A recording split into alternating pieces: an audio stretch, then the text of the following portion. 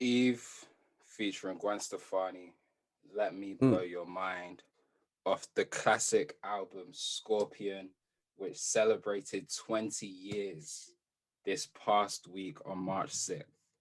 20 mm. years since that legendary album, the album Scorpion, Eve's second album, to intro this episode, track 22. Man, Track 22. right. Able Have you to. deep that we're one off of the MCU now? Yeah, we're For one real, away. for real. We're one away. For real, for real. Like You we're got on their necks. you got to think 22. That's two football teams. We can Oh have my a game. goodness. You know what I mean? We Oh can my put them up against goodness. each other and have a game. You know what I'm saying? Oh man. Huh. Power to the people. We're back to do maintenance. Yeah. We're gonna rock like crack when it came in. Mm. It's me. It's me. It's Podcast P. And you are tuned in to another edition of the Two Stubborn Nigerians podcast, where I am joined by two of my closest friends, my closest homies. And yes, I Hmm. did say two. I did say two. Man. We're gonna get Some into people that are in a spun right second. now. They're so confused because they're saying, wait, that means there's three people. Don't worry, we'll get into it. We'll explain. We will explain in due course. But before we get into all of that, man, I have to throw it over to, you know, he's a legend at this now. Mm. 22 deep. Oh my god. He's 22 deep. You know what I'm saying? There's two, everything double, like twos all over the place. He goes by many names. I like to call him the guy that gave you the look, the verse, and even the hook. That's why every pod Man. sounds like Kex featuring Kex. I'm gonna Huh. repeat it again. I said it's the guy that gave you the look, the verse, and even the hook. That's why every pod sounds like Kex featuring Kex. Yes, sir. Yes, sir. Yes, sir. We're back. Man. 22 deep. Let me not start talking, because if I start talking, people will say that I'm cocky. People will say I'm letting fame get to my head. Man, a man. lot of time has been put in, but I did say I'm joined by two men. Two. So that means there must be one more, right? Apparently. You have to tell me. I'm not the maths genius. I'm not the maths Listen, genius. man. 2 + 1. 1 + 2. I don't Yeah. know, man. Listen. Hey. That's over my head. That's over my head. But nah, in all seriousness, man, we're delighted for this episode to be joined by someone we've both known from a very, very young age. If you don't believe me, we have pictures to prove it. Someone who we've shouted out on this podcast on numerous occasions, someone who truly, and this isn't hyperbolic to say, without his input, we probably wouldn't be here at episode 22. So it's only right that he comes to sit down and join us here.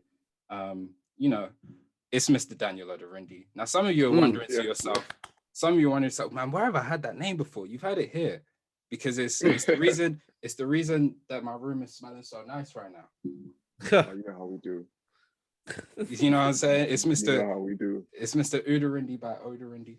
Oh man. He's also the reason Rahim was able to make it through all his degrees. Fam.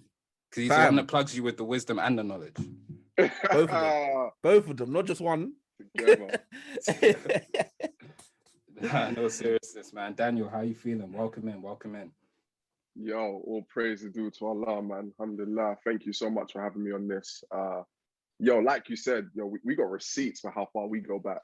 Like we got receipts. Like I'm talking when you shopping for the primary school and you shopping in that like what 3 to 6 years old, 6 to 10-year-old bracket. Like that's how far we go back. If I come and get St. Monica's pictures now, people will say I'm crazy. You know what I'm saying? They don't know how far we go back. I'm grateful, man. So we're talking back when Woolworths was Woolworths type thing. You know what I'm saying? Oh my goodness. Oh my when goodness. HMV was a spot for music. Do you know what I'm saying? Do you know what I'm saying? You know when HMV was a spot for music. When Blockbuster was the busiest place on Friday. Jesus. Do you know what I mean? Oh man. What a time to be alive. Nah, man. Thank you so much for joining us, man. It's a pleasure to have you on.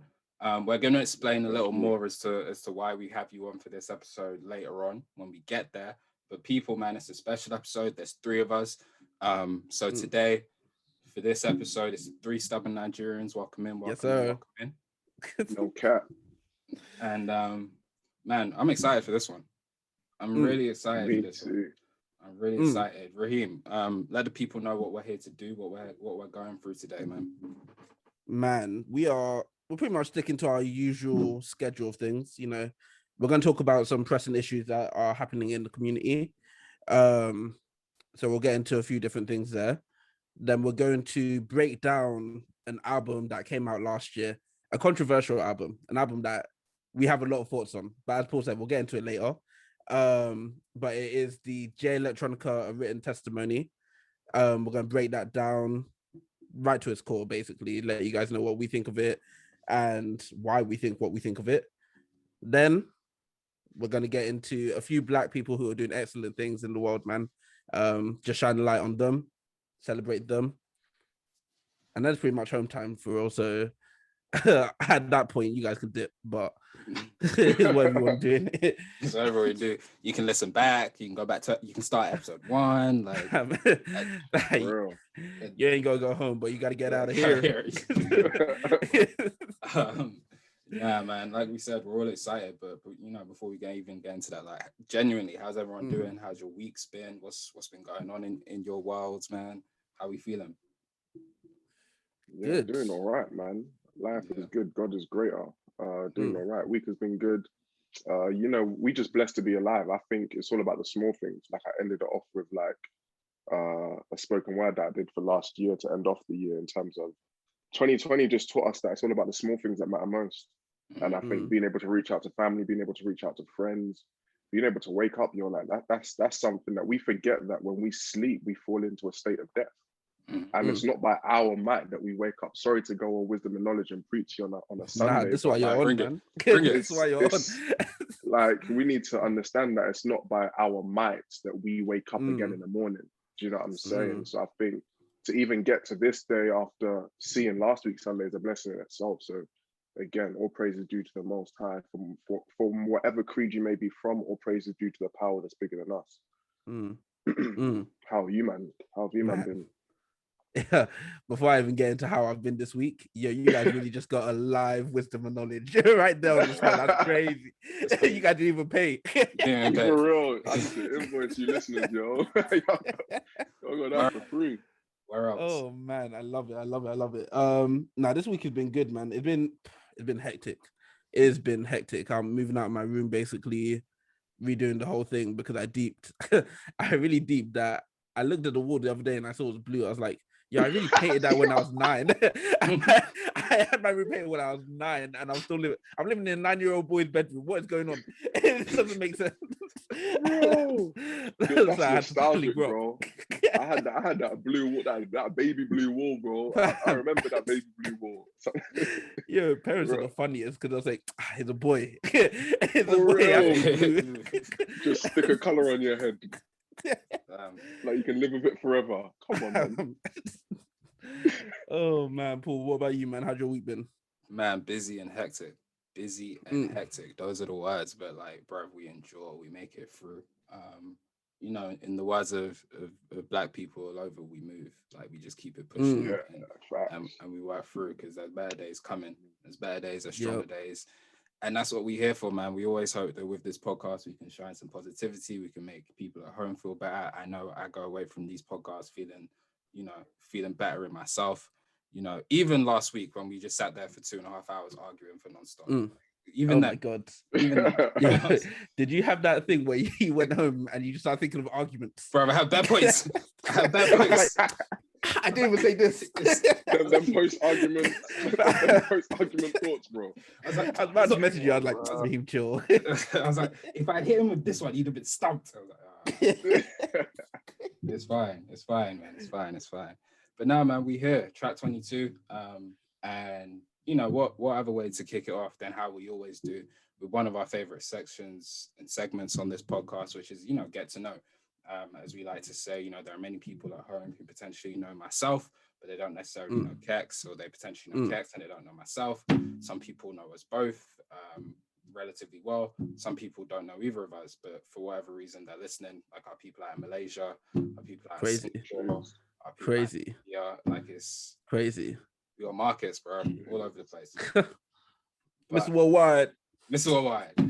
But different area codes. Man, don't get him started because he'll play it. Honestly, you can't say area codes around me. It's not safe. But for today, because we do have such a special guest in our midst, we thought, what a way to start than to, give you a chance to get to know Mr. Daniel Ouderinde. So the way we wanted to run this is by, throwing it back to something we did many moons ago now on this podcast. And I can say that because we've got hella moons. Bare moons.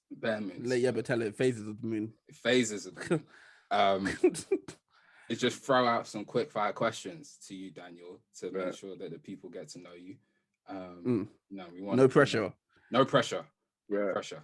But a few of these have right answers. I'll be honest. A few of my questions anyway have right answers.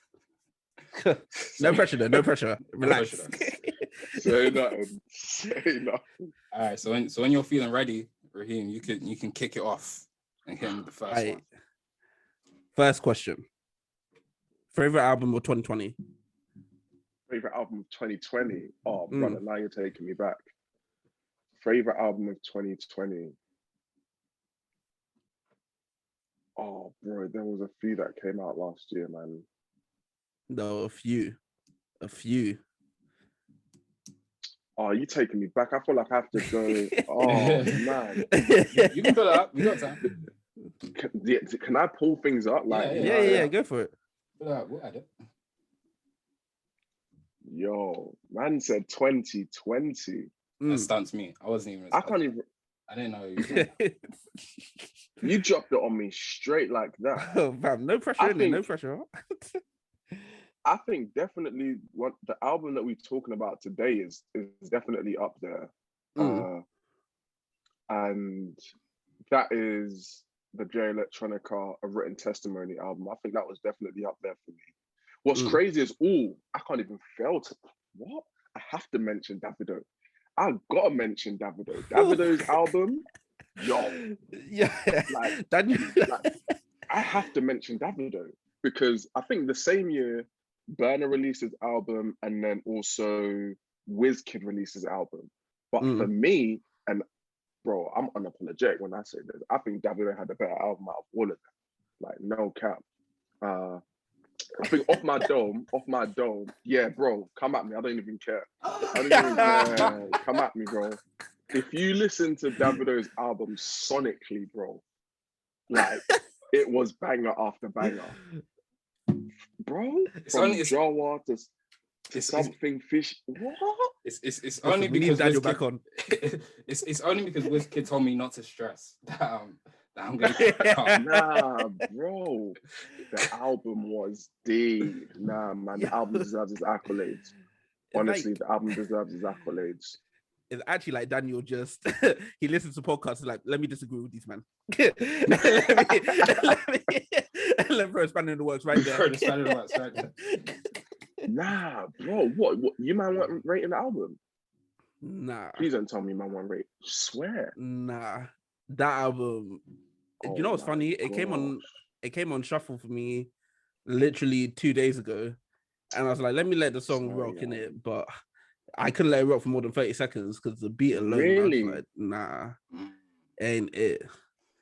I listened to it when it came out. I listened to it for the period. We spoke about it on track 9 because the internet for the people at home, and like it's just never come back into rotation. Like there's never been a what for real, honestly.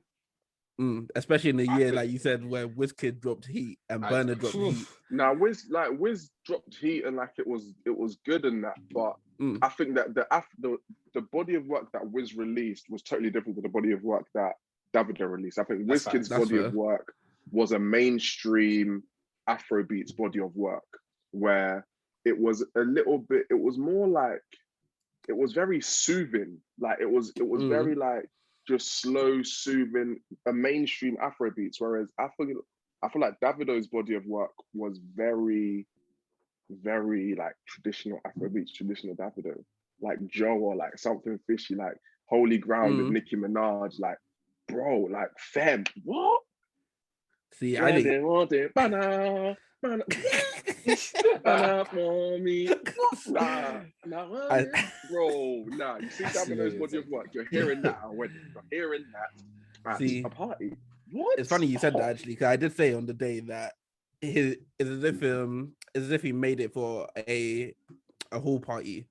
Yeah, is why I can hear that going off. Yeah. Some of them, like Fem, I can imagine being really good in the whole party in it. But the issue is, he released it in the middle of a pandemic where I can't go to a whole party, so I can't test out my hypothesis. Nah, I feel you. Hypothesis already. I'm in podcast mode. Let's go. Look at you. That's the hypothesis. All right, so I like how we're starting off because that was question 1. All right, we were meant to get through 6. Man. All right, so cool. All right, cool, bet. Do you want an answer from me now? Should I drop one for you now?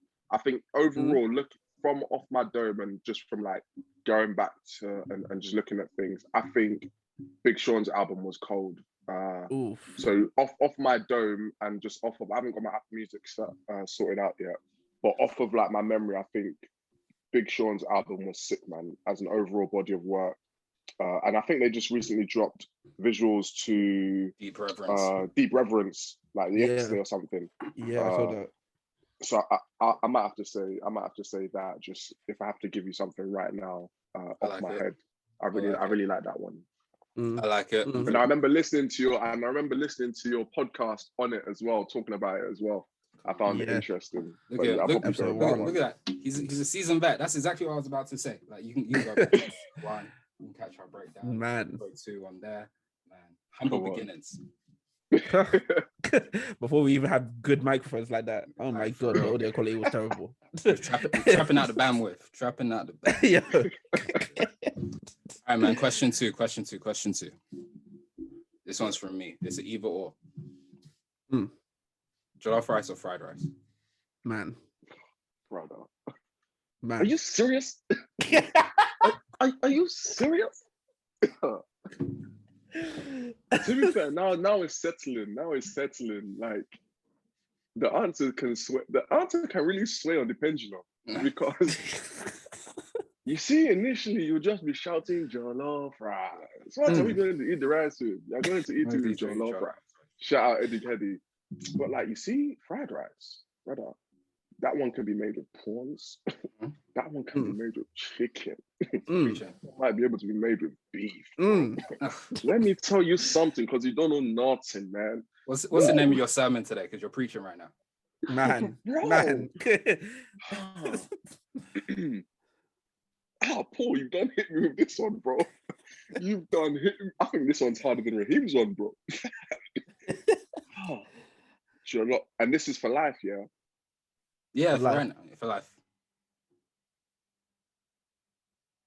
But jollof. If I eat jollof, I'll just be singing. Let me say, Joe. Look into my.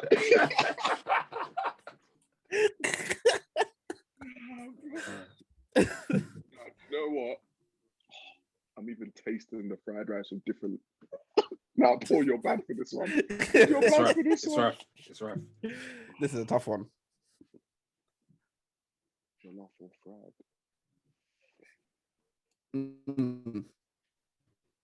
I think if I had to, oh my gosh, and I feel like I'm on regret. If I had to, Paul. Look at the way I'm in pain. I'm in so much discomfort. No. I've got to keep it. I've got to keep it Jay rice, jollof rice. I've got to keep it jollof rice. I've got to, like, you can be so easily swayed by the fried rice. But nah, jollof rice, man. There's something about it, man. The consistency of jollof is unparalleled, for real. Do you know what it is? There's something about it. Like, fried rice is cool in that, but jollof rice can just, go out, no makeup on, no, just all natural. Like, yo, I don't need it. Bro. You guys got to eye me up one type of way. And the thing with jollof, jollof goes triple platinum with no features. Yep. As in, bro, it can go by itself. It's the full marathon thing, bro. It's exceeded the marathon. it's Eliad and Nipsey Hussle, and I know that went over a lot of people's heads because we just spoke about a marathon, and I just said Eliad and Nipsey Hussle, and it still went over your he's head. doing the science. It's in podcast mode. He's natural. Right.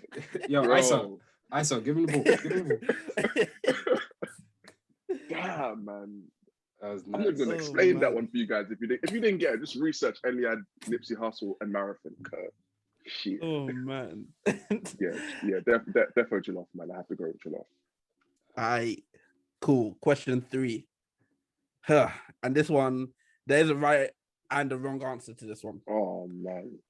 So I don't want you to feel pressure. I just want you to answer it. Whatever comes to your heart, just let it out. Cool. R&B or hip hop?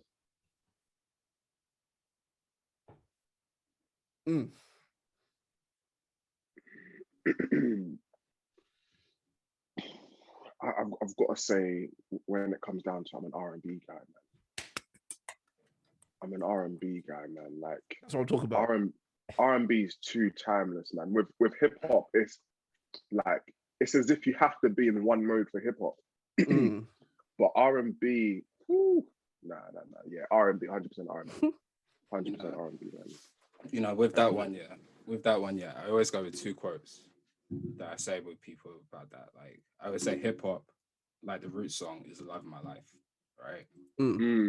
But Alicia Keys and Usher once said that there's always that one person that will always have your heart, and you'll never see it coming, but you're blinded from the start. Because you know that you're the one for me, and it's clear for everyone. To see. Oh. My baby. But they don't deep it, because this is the most important part about R&B. It started when we were younger. Oh my God. Oh come on, bro.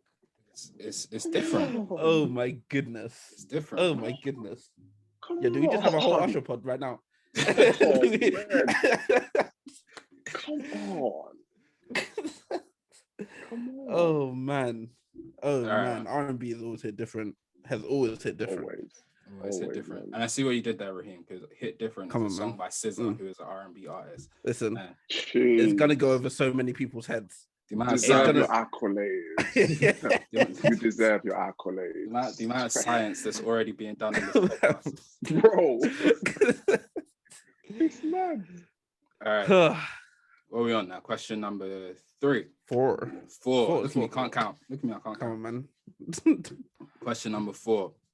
You know, as we sit here and there's videos, so our people watching on YouTube, peace and love, we appreciate you. You'll be seeing just over Mr. Ouderende's shoulder right there, a whole stack of shoeboxes, man. Whole stack of shoeboxes. Now you'll be seeing a lot of Nikes, a lot of J's, a lot of Ticks. I remember a period when he was 3 Strikes Gang. That's how far we go back. Man. That's how far we go back. That's like decades ago now, for real. It's true, man. I'm gonna ask you a question which, you know, everyone who has the type of boxes that you have in that back corner gets asked. Yep. They have, you know, an answer to this question. 2 threes. Jumpmans. Yep. What's your favorite ones? Oh man. For me, oh man. From my collection or from just overall? Let's do both, because I feel like, I know for me, my answers are different from my collection and overalls, but let's do both. Yeah. Do you want me to bring them out, or should, like I'm in the room? Should I bring them out for you, Mr. Director? Can we do that? If you want to. We do. All right, cool. But I'm gonna bring out my favorite J's for y'all. For me, I had to select a favorite J, man. Bro, like this crepe here, like my bed, I had to sleep for, man. This crepe this was a crepe that came out in an era where we didn't have to worry about Nike's VP son stealing them. Come on, preach. Sneakers out. Preach. You know what I'm saying? Oh man. You could get. We're not even in social justice yet. Don't get me started. Don't get me started. Like you could get the crepe that you wanted. Like for me, it has to be my bread ones. Yes, sir. My band ones. Yeah, bro. this came out 2 weeks before my birthday, and I told myself from January 1st of that year, this is your birthday prep. Like, this is your birthday prep. And I slept outside, sneakers and stuff with one of my boys. The day that Wretch 32 released his album Grown Over Life, that Friday, I was listening to that going into London. And yeah, the Saturday, camped outside, got my crepes, and it's been love ever since, man, literally. Wow. So I think out of my collection is definitely these band ones. I think overall, if I had to pick a crep from just the whole Jay collection, the sneaker that made me fall in love with Jordans and was actually my first ever pair of Jordans was the Bread 4. Beautiful. And that sneaker will, again, same colorway, just got the gray on it. And I think it was a sneaker that he wore when he hit the game-winning shot against Cleveland, MJ. That probably has to be my favorite one overall, man. Yeah, I keep it OG and I keep it old school, like my color schemes and everything like that.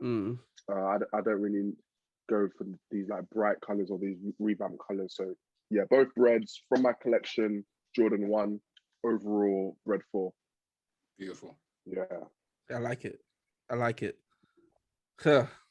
Man, my last question. This is one that's tormented me for a few years. I came up with an answer in uni, at some point in uni, but especially with this pandemic, I don't know. Daniel. Yo. House parties or the club? Oh, bro. Mm. House party, bro, man, you make me feel nostalgic. You took me back to like house parties and like again, we go way back to like not even just secondary school, we go way back to like primary school. Yep. Yeah. So it's like with the house party, like I remember how they transitioned over time. I also remember the club scene, man, and how that transitioned over time. Like, there's something about pulling up to a club, that's just, with the man there, that's just so bad. You know when you walk through, you feel like it's a music video. Bro, I couldn't see the belly, like you pull up feeling mad, but there's also something about pulling up to a house party. And for me, especially like when I've been to a house party of like a girl I've had a crush on.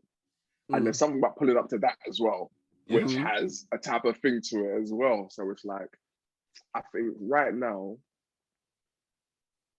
because of where I'm at right now, if I had to pick one, I would love a house party, just because I'm in a point of time right now where it's just like, if I'm going to a house party, it's gonna be intimate vibes, like, and it's gonna be with loved ones, and it's like with a house party, like again, you man know me for my barbecues and stuff like that, man. Like I would rather throw a barbecue in a house party than like go to a club, because like with a house party, brother, everyone that comes through a family, like we can still vibe, you can still chat to a little shorty, a little PYT and stuff like that. If your uncle's around, we can still do that in a PG way, but it's like it's a vibe, man. And with a house party, there's no force of trying to do anything extravagant or trying to come extravagant or trying to come outside of what you are.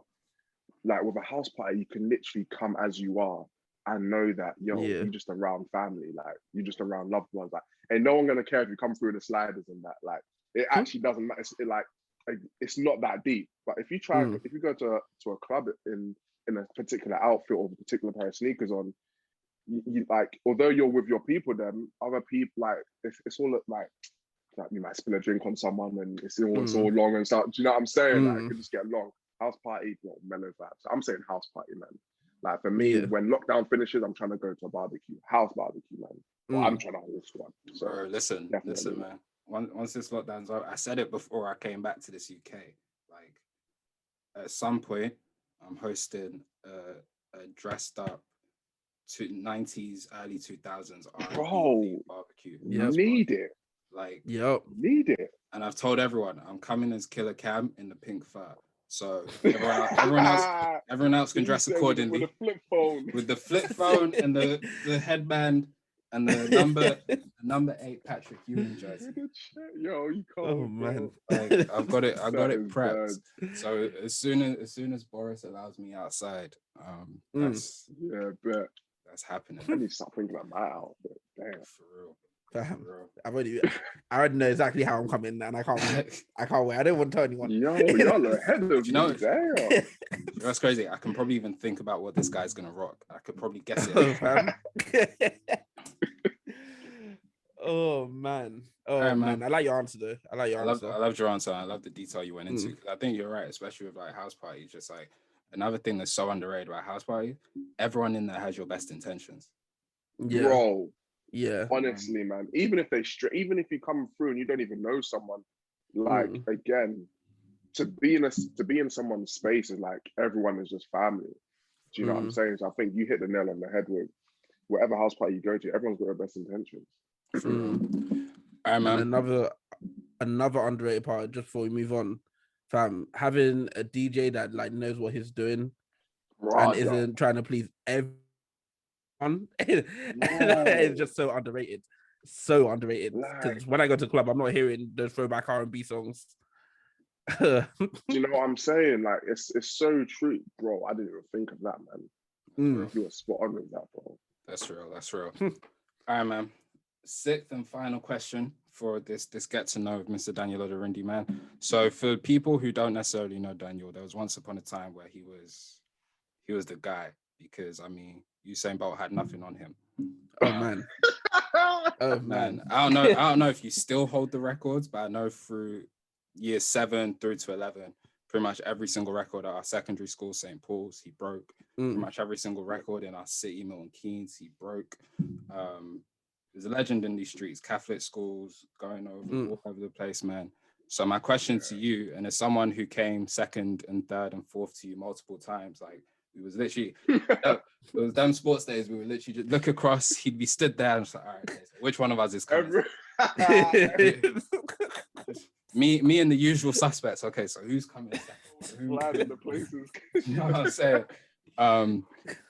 What was your favorite, 100 or 200?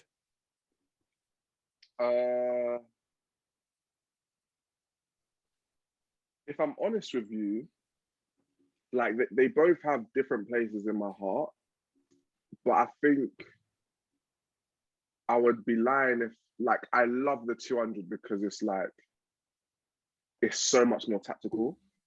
And like even just before I stopped running, it was one of those events that I really wanted to like cement myself in terms of, like, I ran, so the year before I retired, the year before I left athletics, I hate using the word retired because it's like, you know them, sorry to go on a tangent, but you know them people there that play for a Sunday league team, but they've got like football in their bio. It's like, brother, man, relax. Like, relax. You're paying to play football. You're not being paid. Like, that's just my outlook, bro. So like, although I was national and I ran international, because I was never signed, because I was never sponsored, I never put like athlete in my bio. I respected it so much that I never did that. But the year before I stopped running, the 200 was really what I wanted to cement myself in, because I remember when I opened up, I ran 21:47, which ranked me top 30 in Europe as an under 23. And it was really a goal for me to break that 21-second barrier and to really go like sub 21. And I was really submersing myself with how to run this race, like tactics, this and that. But I think when it comes down to it, man, I love the 100 meters. The 100 meters is one of those smooth races. And it's one of those races where it's a real test of speed. Like, yeah, you got the 60, which is a little bit shorter, but the 100, bro, I love it, man. From start to finish, transition, dry phase transition to max V to speed maintenance. Ooh, yeah, I've got to say the 100 meters, man. And yeah, I got to say the 100 meters. Plus, it was the event that I won my first international medal in as well. So it's got a very, very, it holds a very soft space in my heart. 100 meters. Yeah. Fair That was enough. great, man. I like it. That was great, man. I love it. Thank you, man. I was saying to Rahim, I don't know if I'll keep this part in the episode for real, but like I remember saying to Rahim, like at the story time one time, it was year 8 sports day, bruv. Yeah. Because you did the same thing in year 7 sports day. But year 8, I fell for it. This time, you know, after sports day, when you have the form in the morning and then you have that long ass break before sports day starts. You must have come up. You had your hood up. You were doing the thing everyone did, where you had the hold all and you had the two handles with the bag over the side here. I'll never forget the aesthetic. And you must have had the hands in the pocket. You had the hands in the pocket. It's like, I'm not even running 100 this year, man. I'm not even feeling it. And so I'm stood here and I'm just like, wait, what? Yeah, no, I'm not even running 100 this year. And so me, who I've just had an argument in my form, like, yo, I don't want to run 100. Like, put me on the 2. It gives us a chance to win because you can't run both. You know what I'm saying? I've had this guy come out now and say he's not running 100. I'm just like, I'm calling everyone. Yeah, I'm doing 100. I'm doing 100. Put your money on me. Put money down. Put money down. Because I'm looking at money on my head. I'm looking around. I'm looking at the field. Like, who's the usual? So we've got Senna. We'll probably run it for Vianney. Oh yeah. maybe Nana. Maybe not. Like Ben Vitt. Andre as well. Andre. I was like, you know what? Yeah. With the form I'm in, like that year, I'd come second in like MK Champs for hurdles. Just like, you know what? Yeah. I could do. You're set, yo. You deserve your accolades. You're set, hey, man. Don't worry, man. It's in the book. It's in the book that's coming one day. I was there. I was just like, yo, if Daniel's not running 100, yeah, I can really take this thing. And obviously, I was feeling a girl back then. So I was like, yo, if I win the 100, she has to rate me at that point. Clout, man, 100%. So on Saturday, I was like, okay, I'm back in. Get to the start line now. Look to my left. Froze. Have to look back again. My guy's just there, pissed on. Spikes. Yo, and that's how I came. Like, bro, I came with the spikes on the field. Like, I don't know who I thought I was. I was taking that stuff serious, man. People don't know in it, like, because obviously me and Daniel were in the same form in it. Yeah. And every year it was the same. We'll be like, okay, who's doing what for sports day? We'll come Daniel. Daniel, are you doing 100? Brother. Nah, I'm not doing it this year. Like, all of us will be stressed. What? Daniel, no, you're the fastest. Come on, Daniel, that's a win. That's what. Nah, I'm not really feeling it. The day will come. Daniel will go and like, okay, cool. We have a win. We have a win here. Fam, yeah. That's what it was, man. It's funny, yo. That's nostalgic, man. I remember there was one year though, I think it might have been my last year. And I don't know if you man can remember this, but there was talks that like, and these talks are pissing me off. Sorry, excuse my French, but there were talks that Mark Riley was gonna beat me. I remember that one. Bro, there was a year where I don't know where it was, but the build up to that sports day, there was no respect on my name, bro. And that really triggered me, bro. That year really triggered me. I was like, bro, you man I can't. Bro, it's like, you know what was it? It's like trying to sleep on Brady. Like people slept on Brady. Like that's exactly how they're talking as well. They're like, fam, you know what? Mark might he's getting faster this year. He might be faster than I think he could win. And I remember everyone in Benedict was like, faster than Daniel. Nah, you're never that. No, but you got to understand. Again, I told you like so I'm sat there, I'm hearing this in the build up. I'm like, but how has Mark just usurped everyone else in the field and got to like he's gonna be, like I've been here, I've been building these years. Yo, what about me? I couldn't believe it. Remember that? I could not believe it. That's why that year I remember it so clearly. I did the 100 meters, and you know how St. Paul's timetable is, bro. 100 meters is finished. 32 seconds later, the 200 meters are starting. Like, where's the recovery time? I finished 100. I ran myself all the way back to the other side. And I think that year, Mark didn't do the 1. So he might have been mad fresh for the 2. And I remember I was like, all right, cool. I was like, this is the race that matters. Like, you guys have been talking down upon me all year. This is the race that matters. And I specifically remember the fake gun that we had that Mr. Moore would shoot off. Big up Mr. Moore. He shot it off. I remember starting the whole race. And I remember getting to a point where it was like coming off the bend. And I looked over myself and I was like, brother, don't ever. I want all of you man to win. Ever disrespect me. It was like Denzel. Yeah. I was like, don't ever disrespect me again. Man. I don't know where it came from. I have no idea where that came from. I was like, Mark was my guy, man. I love Mark. Shout out Mark. Big up Mark, man. Street politics in St. Paul's was funny, bro. Bro, hilarious. Hilarious. But that's a different podcast. That's a different podcast. So yeah, that was our get to know section for the week. We really hope you got to know Mr. Daniel Oderinde just a tad bit better. Feel like you have an insight into what makes him tick. Yeah, for real. But we have to transition, and as we do here, unfortunately, it's time to get serious. It's time to really talk about some real things. One of the things that we're always committed to doing here at the Two Stubborn Nigerians podcast is to keep you informed on what's really happening in the world and some of the serious social justice issues. And like we spoke about last week on the podcast, and I think we'll get into later, music has always been a vessel, and hip hop music and rap music and music and black origin has always been a vessel to speak on some of the biggest and most pressing problems in society, and we are going to use this podcast of Black Origin to do the same thing. And multiple things have been happening over the past few weeks in the world that we think is very important that you key into, one of which takes us to our home nation, the home nation of all three of us here on this podcast today, which is Nigeria. A few weeks ago, over 300 schoolgirls were abducted in the northern part of Nigeria by, we believe it was Fulani herdsmen, but I don't think that they've confirmed that yet. Thankfully, in this past week just gone, those girls were released from the gunsmen and back into the authority of their parents and their loved ones. And, we're just thankful that that's happened. But unfortunately, this shines a light on a wider problem, systemic problem, which has been plaguing our nation of Nigeria for a long, long time. I remember back to, the famous Bring Back Our Girls campaign in 2012, where they had First Lady Michelle Obama, holding up that sign, which has obviously gone on to be a viral meme now. But how serious that was. And I think for me, that was like the first time I remember hearing about that type of thing in our nation. And it's something that continually happens. Like we were talking off mic in pre-production, like, Rahim, you didn't realize that this story had happened, you know what I'm saying? Like, man, at all. It's crazy, man. It's something that continues to plague our nation. And I think it's very important that we in the world, especially we as diaspora Nigerians, continue to be aware of these things, continue to understand that there are our people back home are still going through struggles. There is still a deeper plight that they are fighting for, and whatever way we can support, we need to support. And even if that support is just keeping ourselves in tune with the fact that these things are happening, it's deeply important that we do so.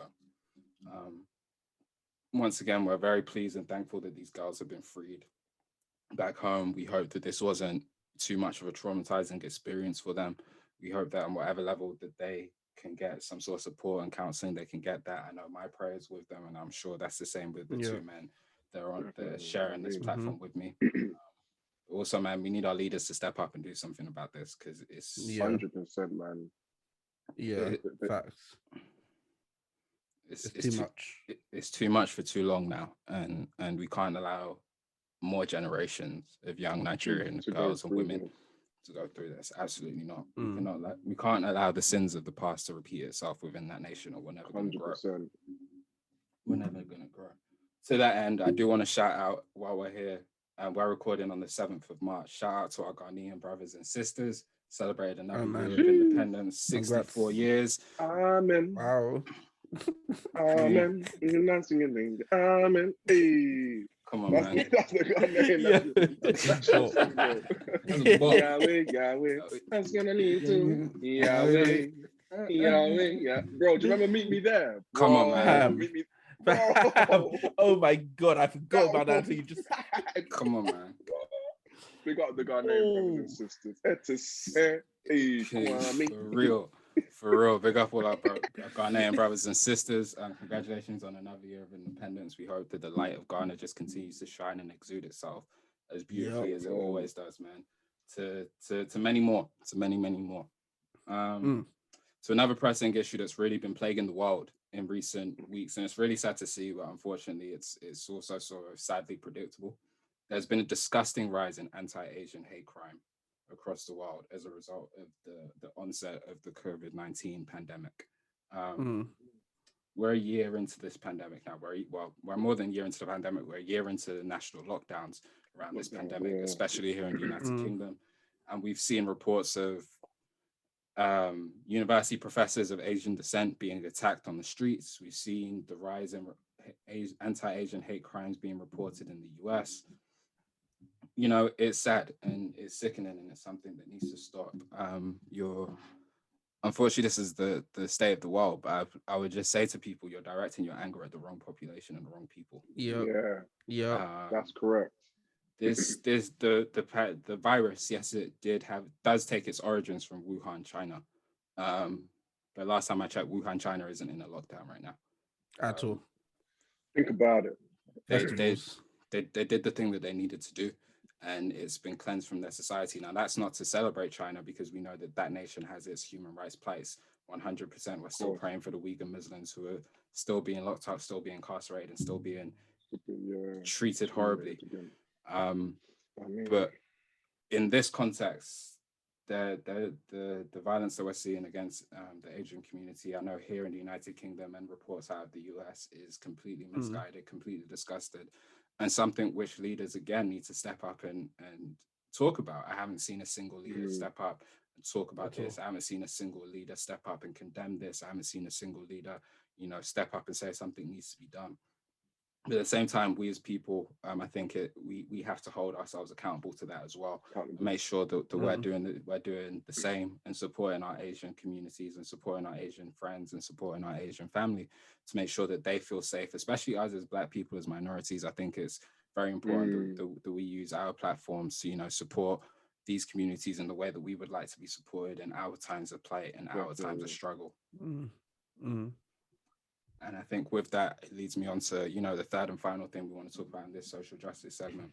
The Derek Chauvin trial will be beginning in Minneapolis, Minnesota this week. As you're listening to this, it probably has already begun. Some of you thinking, who is Derek Chauvin? He is the accused murderer. He's one of the accused murderers of George Floyd. George Floyd is tragically murdered on May 25th in the Powder-Horn Park district in Minneapolis, Minnesota. That trial will begin.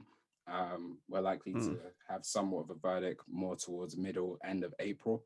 But I would just say, the social media activism that we saw throughout the summer last year was so important and so serious that I think I would just implore everyone who hears these words to key into this trial. It will be live streamed. I think it may be difficult to find in the UK, but I'm sure we can find it somewhere. It'll probably be on YouTube. But so it will be live streamed. Cameras are allowed in the courtroom. Stay in tune as much as you can, because it's about holding institutions accountable.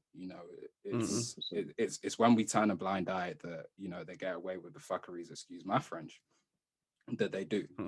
Just in the past week, the George Floyd Act has been passed, I believe, by Congress in the US. But the George Floyd Act gives over $750 million to police forces across the United States. Now, I think that's counterproductive when the call following George Floyd's murder was to abolish and defund the police, to now give them more money to investigate themselves. It's a bit crazy. And that's what we're talking about, making sure that we're keeping our eyes focused on really what's been happening and what's going on in this world, to make sure that, we're able to continue to hold these institutions accountable. Accountability is the key. Accountability is the key. And they're not going to hold themselves accountable. Yeah. You got to do it. That's true. They weren't built to do that. That's the thing. Exactly. They weren't built to hold themselves accountable. So exactly. They don't. Exactly. It's very telling to see what happens. Very telling. Very telling. I'm praying for the right result to come out here, even though I'm skeptical. But one thing, as someone who has had the privilege and quite frankly the joy to be a part of the Minneapolis community for 2 years, them people gonna ride. Them people gonna ride. Like just the Minneapolis that I know, and I don't even know the full picture of Minneapolis, right? But the Minneapolis that I know, them brothers and sisters gonna ride. Them brothers and sisters gonna ride, and they ain't gonna take nothing lying down. They ain't gonna take nothing sitting down. You already done saw them set a police station on fire. Real. Don't be surprised if another one goes too, if this thing goes sideways. But that's all I have to say on that, man. I saw videos of them putting up gates and barbed wire outside the courts, and someone tweeted someone tweeted, they said, "Oh, this is a weird reaction to getting ready for the right verdict to be given." I said, "Yeah, that's facts. That's facts. It's true. It's real, man. Like we say, we're prepared for the worst, we're still praying for the best. In the words of a famous rapper. And so, that's our social justice segment. We hope that you just key in, stay in tuned on these issues, man. Make sure you're staying aware. Find some reliable sources that you trust to continue to read and educate yourselves, and go back and sign some more petitions. Go back and send another email or two, make another phone call or two. That's really all we got to say on that, man. It's really all we got to say. I like it, man. Well said. Thank you. So that's a little, but we don't, like I say, we don't like to be down on this podcast. We like to bring the vibes. We like to bring the positivity. We like to bring the goodness. And so just as a little vibe chat, we're going to play, one of our favorites here at the podcast, friend of the show, big friend of the show. His name's Will Jordan. You may have heard of him. Oh, man. This is Be Good. Let's just get the spirits back up. All right, that was the track Be Good by great friend of the show, Will Jordan. Shout out, Will. We know you're listening to Coma Washington. Yes, sir. In the house. Will's Grammy nominated, for the people at home who don't know. So three times. So we've got Grammy nominated guests. We've got gold medal winning guests. I mean, oh man. Oh my goodness. Will Jordan's Nigerian as well. Will Jordan's Nigerian. So listen, that's 4 excellent Nigerians in front of you guys. Nigerian never carry last. Hey, let's wrap up, man. That's really say to go. That's what I'm saying. Now listen, we done told you before. Last year was about branding. This year's about expanding. Like we don't know what else. We don't know what else we can say. But now, man, it's time to really get into why we're here and really why we brought Daniel onto the podcast. So a few weeks ago on our world famous Instagram, at @2_stubborn_Nigerians. I'm gonna say it one more time so that the people at home can go away on your phones and go follow that. It's @2_stubborn_Nigerians. We were doing a little thing on our story where we were asking our community, our 2 Stubborn Nigerians fan base and community, to tell us what albums they believe are classic albums. Now, for the more perceptive of you, we were actually doing some, data collection research. We were hoping that you would give us. We were hoping that there would be some sort of consensus, and then we could use that album to review as a podcast episode. But to our surprise, and quite frankly our delight, like we got an eclectic range of albums people brought in. Like some people said, there was the usual suspects. The College Dropout was mentioned. Miseducation of Lauryn Hill was mentioned, and then you had the Black Album was mentioned, Jay-Z, of course. But then you had some that really threw me. So like Frank by Amy Winehouse, someone mentioned that. 19 by Adele, someone mentioned that. Something that I do consider to be a classic, but I didn't necessarily think other people did. Ready by Trey Songz, that was mentioned. Yeah. Like we got some real eclectic ranges. And then one of the first responses we got was from, our guest here today. And he said, you said other things in your post. I think you said Hoodies All Summer by Kano was in there. Growing Over Life by Wretch. I mean, no argument from this podcast at all on those two. At all. But then you said something, and it really threw us. And it really made us think. You said A Written Testimony by Jay Electronica. And now, personally, I had never heard someone consider that album to be a classic before. But obviously, like I said, it was a classic to the individual person. And so I really liked it. And at the time, I said, man, you might have to come sit down and conversate with us.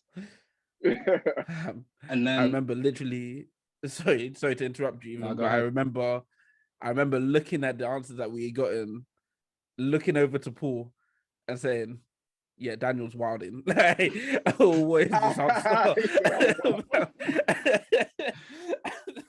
I'm dead. And so, we saw that. And so I said, man, you might have to come sit down and break this down with us, man. And so then one day I was just looking at the calendar. I was thinking to myself, when did A Written Testimony come out? And to my chagrin, it came out on March 13th, 2020. So we're about very close to a year anniversary for this album. We're recording today on the 7th. You guys will hear this on the 11th of March. And so we thought, man, what better way to celebrate 1 year of this album than to bring on our good brother, our good friend, to help us chop it up, break it down, dissect it, and get deep into the weeds on what was an album which controlled social media airwaves, divided opinion, but at the end of the day got Grammy nominated, baby. Right. And so we're going to get into it, man. And as we do with these segments, we like to begin it off with a song that we feel, begins the segment off right. So, Mr. Oderinde, I'm going to toss it to you to pick which song we go with today. Yes, sir. Yes, sir. So to set off this segment, the song that I'm going to be using to intro this segment is the song Fruits of the Spirit by Jay Electronica. Let's get into it. Great choice. That was, of course, Fruits of the Spirit by the one and only Jay Electronica off the album A Written Testimony. A Written Testimony, as I just mentioned, came out on March 13th, 2020. It comes in at how many songs, good sir? Man, 10 songs, 39 minutes. Thank you very much. Look at me usurping you. Is that even the word? It is a word. Well done. Look at you. Come on, man. Podcast mate. I know. Podcast. I know someone who's got a dictionary in front of them when I see it. I know someone who's yeah. I got the words on the screen. Oh man. March 13th. So like for me, this was one of the last. Well, this was the last time I went into work. That weekend was the last time I was working at the gym on campus out in Minnesota. So this was the last time I went into work before we went into lockdown. And so this was one of the last albums I listened to before, the pandemic. This was one of the last weekends. But I want to take you guys back to the inception of, before the album dropped. When we heard about the rumors that this was coming, what were your feelings? So leading up to release day, leading up to March 13th, Daniel, I'm going to start with you. Like, what were your feelings? Was it excitement? Was it ambivalence? Was it, where were you with this coming up? What's crazy is this album was actually my introduction to Jay Electronica as an artist and a body of work. I had heard some of his pieces before. I had heard him on, I believe it's How Great with Chance on Chance Free, and just how he just maneuvered through that one was mad. Where he talks about what is it on his bicycle or on his scooter to thingy. I forgot. I'm paraphrasing, but yeah, just his lyricism on that track on How Great was mad. And then as I'm researching the things, I'm listening to an interview with Chance, and he's saying, Jay actually did those things. And I'm thinking, wow, this guy backs himself up. What he's spitting, he's real about what he's spitting, type of thing. So for me, it was very much an introduction to Jay Electronica. And it was actually a body of work that made me go back in time on him as well. So it made me go back to the exhibits, Exhibit A, Exhibit C, and just really gather my information on him. I like that. What was it like for you, Rahim? It was a bit different for me. It was a weird one because going all the way back, the first time I heard Jay Electronica was on the Control Verse, Control the song with obviously Kendrick, Big Sean, and himself. Now that song at that time, I didn't care about Jay Electronica's verse at all, because obviously the whole point of that song was, Kendrick's verse goes crazy. Have you listened to Kendrick's verse? With time, I've gone back. I've listened to. I've reappreciated Big Sean's verse way more than I did at the time, and Jay Electronica's verse. Both very much underrated. Go if you don't believe me, go back and listen to those verses. They are really good. But that was my first introduction to him. I hadn't really heard much of him since then. So there was a big gap where I hadn't heard a lot of Jay Electronica.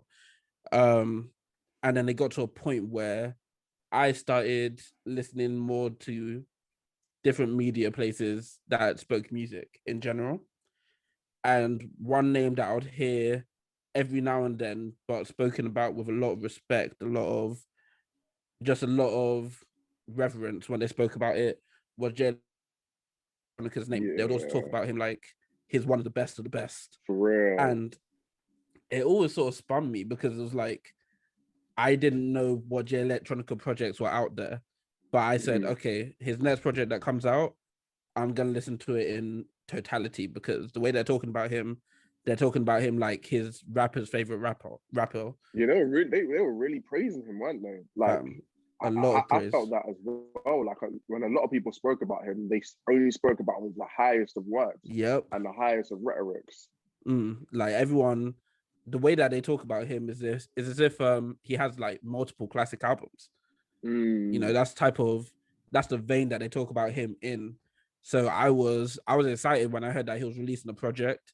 Like you said, he had recently, before that, like maybe 3 years before he dropped this album, 2016, I want to say, is when he dropped his verse with Chance on How great. Yep. And I said, yeah, okay, I see why people talk about him like this, because his rapping, and it's really is seriously good. So I was excited, and then obviously the album came. And yeah, I mean, we'll get into it, but Paul, what about you? What were your thoughts leading up into it? Man, you're both hitting the nail on the head, man. That was excitement for me. I remember that trance verse as well was really good. Came in, I was lost in the jungle like Simba after the death of Mufasa. No hog, no man. No hog, no man can. Hakuna Matata bad day, but I spent my nighttime fighting tears back. Like Oh man, it was one of the highlights of that album for me. Yeah. And that's a great album. Trance 3 Grammy, well deserved his Grammy. Shout out Trance the Rapper. Yeah. But also for me in that same year, Emily Sandé dropped an album, and Jay Electronica was on that album. A song called Garden. Oh, I didn't know that. Yeah. I mean, that album, Long Live the Angels by Emily Sandé, is one of my favorite albums. Oh, yo, she's top 3 British female singers. It's like, ridiculous. She's on clear. When you see her on a song, when you see her on the song, you know it's gonna be serious, bro. Yeah. When you see her name anywhere, you know it's serious. So like, and Jay Electronica is on that album, and he has a great verse there on that, which I'd recommend. And also for me, like, I'm a huge Royce the 5'9" fan. Royce teamed up with DJ Premier to bring the album PRhyme in 2014, and Jay Electronica was on there, and he had a world-class verse on there. And then just like Keck said, you kick it back to 2013, 2012 summer Control. And I was one of those people, from the jump, I like Jay Electronica's verse. Kex is absolutely right, though. That was the time where the only person whose verse getting celebrated on that track was Kendrick Lamar. But like, you go back now, you listen to those two verses, Big Sean and Jay Electronica, which sandwich that Kendrick Lamar verse. They're like, yo, these men are going crazy. So naturally, and I'm hearing, I'm someone, again, I've heard of Jay Electronica from 2009 with Exhibit A and Exhibit C also. So, and I'm hearing, we're getting a Jay Electronica album, like a project. Yeah. I'm excited. My ears are pricked up because, like you're mentioning, he's your favorite rapper's favorite rapper. It's him. He and MF Doom are similar in that respect. Rest in peace, MF Doom. Where like you may not have heard their music, but if you listen to rap and you listen to rap people talk about rap, those names are coming up every single time. Oh, praise, yeah. So this album's coming, and I'm excited. Then I'm scrolling Twitter one day, and I see news report from one of my, inside hip hop sources, someone who would know this to be a fact. Jay-Z is going to be on the album.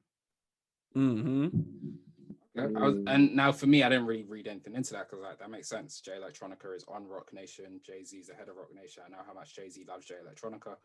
A verse is fine. Like a Jay-Z feature on the debut Jay Electronica album makes so much sense. Yeah.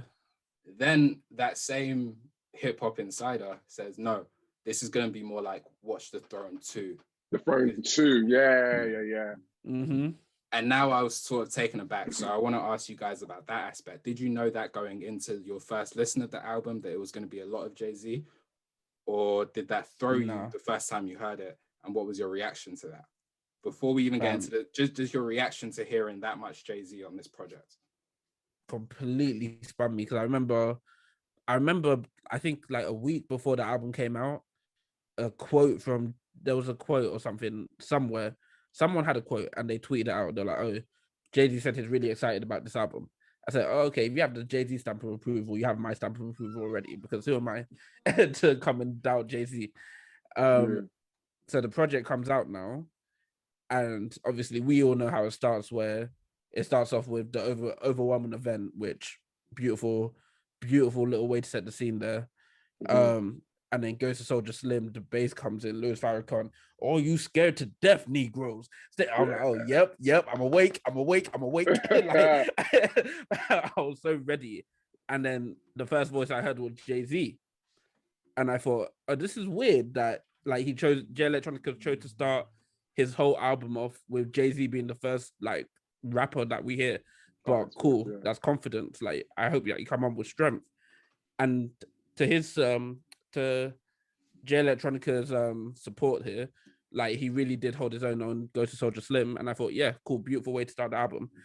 And then the next song starts, and Jay Electronica is doing his thing, and I hear Jay-Z again. I say, whoa, 2 Jay-Z features back to back. All right, cool. And the album keeps on going. I keep on hearing Jay-Z, and I'm thinking, oh, okay, so this is a collaboration album that's packaged as your debut. And I think that in itself is probably the heart of what disappointed me with this project. But yeah, we'll get into it more. What about you, Daniel? What did you think when you heard all the Jay-Z? I think, going into it, I heard scoops and sound bites that this was going to be like a Watch the Throne Part 2. So I was like, okay, cool, a joint album. But then at the same time, in hearing that, I'm synonymously hearing that this is Jay Electronica's debut album. So I was kind of in 2 different minds as to what is this body of work going to be. And if it is going to be a Watch the Throne Part 2, then I was Kanye feeling. Like I was seeing memes. There was like a SpongeBob meme. I don't know what one of the characters was, but he was looking out the window and he was seeing two of the other characters like walking with their hands together. And it was like Kanye when he's listening to a written testimony. So for me, it was just like, okay, cool. Watch the Throne to Jay Electronica's album. I'm still new to Jay, so I'm just anticipating. I don't really have any type of expectation, but it was definitely something that, and we're going to talk about it more. A lot of people criticized him for that. And I think he shoots himself in the foot with promoting it as a debut album, but having so much of the other Jay on there, or better yet, having so much Hove on there. And I think that's where the album loses a lot of it. Because I think if it was marketed as a Watch the Throne 2 album, it wouldn't have received people wouldn't have looked at it the way a lot of people have looked at it. Because in their minds, they're preparing themselves for a 50-50, 40-60, however, they're preparing themselves for that balance of music. But they got that balance of music on a plate that said, I made this, when, brother, you had another man that made this with you type of thing. Like it was a 50-50 effort. So for me, yeah, I heard those things, but I still approached it just with open ears. And yeah, I think it'll be interesting to talk about like how I felt. Do you want me to talk about how I felt about hearing both that much Jay-Z on there as well? Take it then. Yeah. Yeah, I think, again, so we'll start with the track that you started with, Rahim, in terms of intro, sick. I think having Minister Farrakhan was amazing on there as a first track to set its tone. There's massive NOI influence on this track and NOI rhetoric on this track. Elijah Muhammad, Minister Louis Farrakhan. I think Goes to Soldier Slim, bro, when the beat comes in, like you said, Rahim, are you scared to death, Negro? Oh my goodness. Minister Farrakhan is like a Muslim church preacher, yo. Like he just comes with that flair. And then you hear Jay-Z. And for me, I don't know, like maybe I'm not maybe I'm a novice in this music thing in terms of my critique, but I didn't see it bad that it didn't affect me that Jay-Z was the first verse on that track, in my opinion. And like you said, Jay-Z went hard on that track. And Jay Electronica held his own on that track as well. Like Electronica coming back on that track was mad. And I believe there's probably around, I think it's a fair estimate. A fair estimate is around 60 to 40 of how the album was made. In terms of 60% of it was Electronica, 40% of it was Jay in terms of features.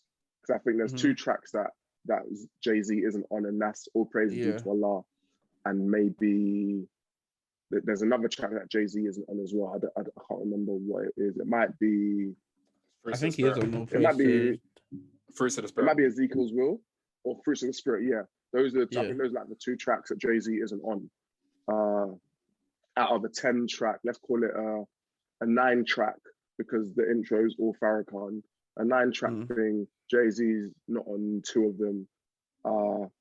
Yeah, for me, I didn't really mind it, man. Like, but I think it's the narrative in which it was put out in that people have their opinions of it in a negative way or in a very critical way, should I say? I mean, it's a tough one because for me anyway, and this is where, you know, us talking about our expectations or how we felt leading up to the album actually dropping is important because, as I said, like, I never really had heard a full Jay Electronica project or anything, just Jay Electronica. It was always a loose feature here and there. And I was excited because of the way people were talking about him.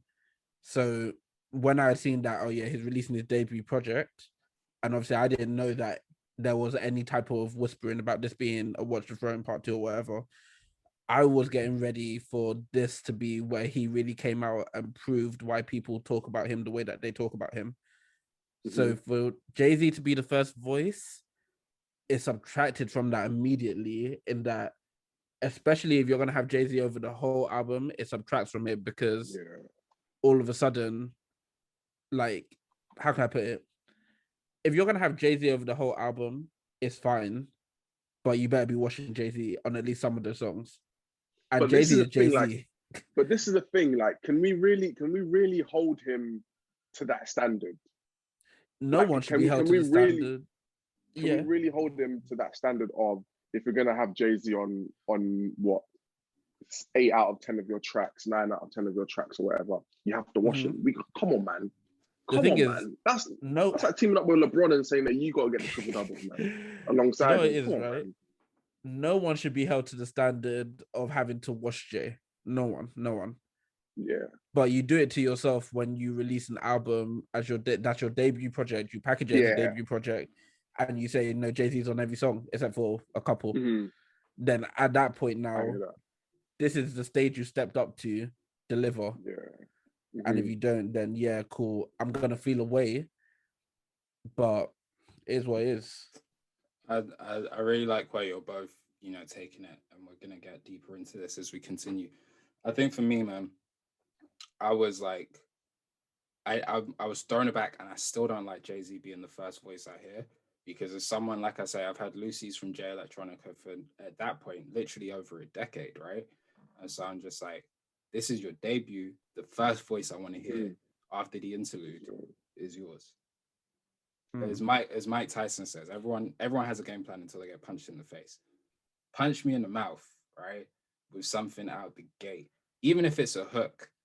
Hit me in the mouth, because I throw it back, and this is like a comparison I made about this album, Culture by the Migos, that album, right? After that album, a lot of people would come out and say, "Oh, Quavo is the Beyonce of the Migos," right? Like, what you know, listeners would always say is like, "But wait, Offset's going crazy on this track, and Takeoff goes crazy on this track." But the reason it always felt like Quavo was like the superstar and the Beyonce is because Quavo would do the hook. So Quavo's the first verse you hear. Then there'll be songs where he has the first verse, and so you're not hearing anyone else's voice until 3 minutes into a 4 or 5 minute song, right? And so your voice and your mind is trained to hear someone else. So for that, it was like, and for me, I've been hearing Jay-Z from time I was in diapers. Do you know what I'm saying? Yep. At this point, I really don't feel like I need to hear. I love hearing more Jay-Z. It's always great when I hear more Jay-Z, but I want to hear you. So let me hear you. But we'll get deeper into this because I like the topic. So we've heard it now. Take me back to March 13th. You've listened to it. What were your initial reactions to the album? What were your initial thoughts? Daniel, I'm going to start with you. Yeah. Oh, bro, I think for me, to put context to it, March 13th, I am November, December, January, February, March. I am maybe just over or just under 4 months into the faith of Islam. So I had recently reverted to the faith of Islam a few months prior, before March the 13th. And I think for me, being so fresh to the faith of Islam and again, learning about the faith, and being in that space to hear a hip hop album, to hear not just Jay Electronica, but someone as lofty as Jay-Z using Islamic rhetoric for someone who's fresh into the faith and just like, yeah, just like a newborn child into something. I was like, rah, like for me, this touched me so much more deeper. And this is where I think that a lot of the rhetoric and a lot of Jay Electronica's verses and maybe bars and maybe quotes go over people's heads. Like, if you don't understand, like they always say that the way to a man's heart, I believe, or the way to someone's heart is speaking a language that they know, type of thing. And I think when you don't understand what someone's saying, it will just go over your head. And especially if it's in a totally different language, it might be a little bit long for you to, okay, cool, I don't even understand this. Let me translate this and to do all of that. That might be long for some people. But for me, I think hearing the rhetoric of Islam in a hip hop album and hearing it in the way in which he presented it, and hearing Jay-Z on there, and hearing just the hidden gems of just like race, materialism, and like ungodly things. And I think it was very much just struggling with music as well. And it was nice to hear Islamic rhetoric in music, in hip hop, and in a genre that I really like as well. So for me, it was like, raw, like this album was, when I heard it, I was like, damn, like I'm hearing Swizz Beats on the beginning of The Blind and saying Kaif Halik Habibi. I'm thinking, ooh, but for some people, they're like, okay, cool. He's just speaking the language. For me, I'm thinking, ooh. Then I'm hearing him on, I forgot what track it is. He's going, Bismillah Rahman Rahim. Ashhadu an la ilaha illallah. Ashhadu anna Muhammadan Rasulullah. And like, for me, it's like, what? He just said the Shahada on a beat and he got a bass in the back. I'm thinking, yo, this is flames, yo. So I think, and this is where I guess like my perspective of it, and maybe any Muslim's perspective of it who messes with the album and messes with hip hop, changes a little bit to anybody else, because there's a lot of race element to it as well. Man said race, religious element to it as well. I mean, I really like it's something that I didn't really take into consideration until this year, even, in that I was listening to this album the first time I listened to it anyway. I came up with my opinion on it on the first day. I said, oh, okay, it falls short of my expectations. And I believe, I could be wrong, there was other albums out around that time, R&B albums anyway, that also had my attention. I want to say I had Lucky Day in constant rotation around that time. So if you weren't pulling my attention away from Lucky Day, then you'll fall out of the rotation pretty fast. But what I will say is that after you made that point, especially in our Instagram DMs, of the fact that obviously some of the bars that he's saying there, they are the same way that we feel when someone like J. Cole can come on the song and say, oh, yo, I walk through the valley of the shadow of death, and like say on the beat and it hits different and it gasses you.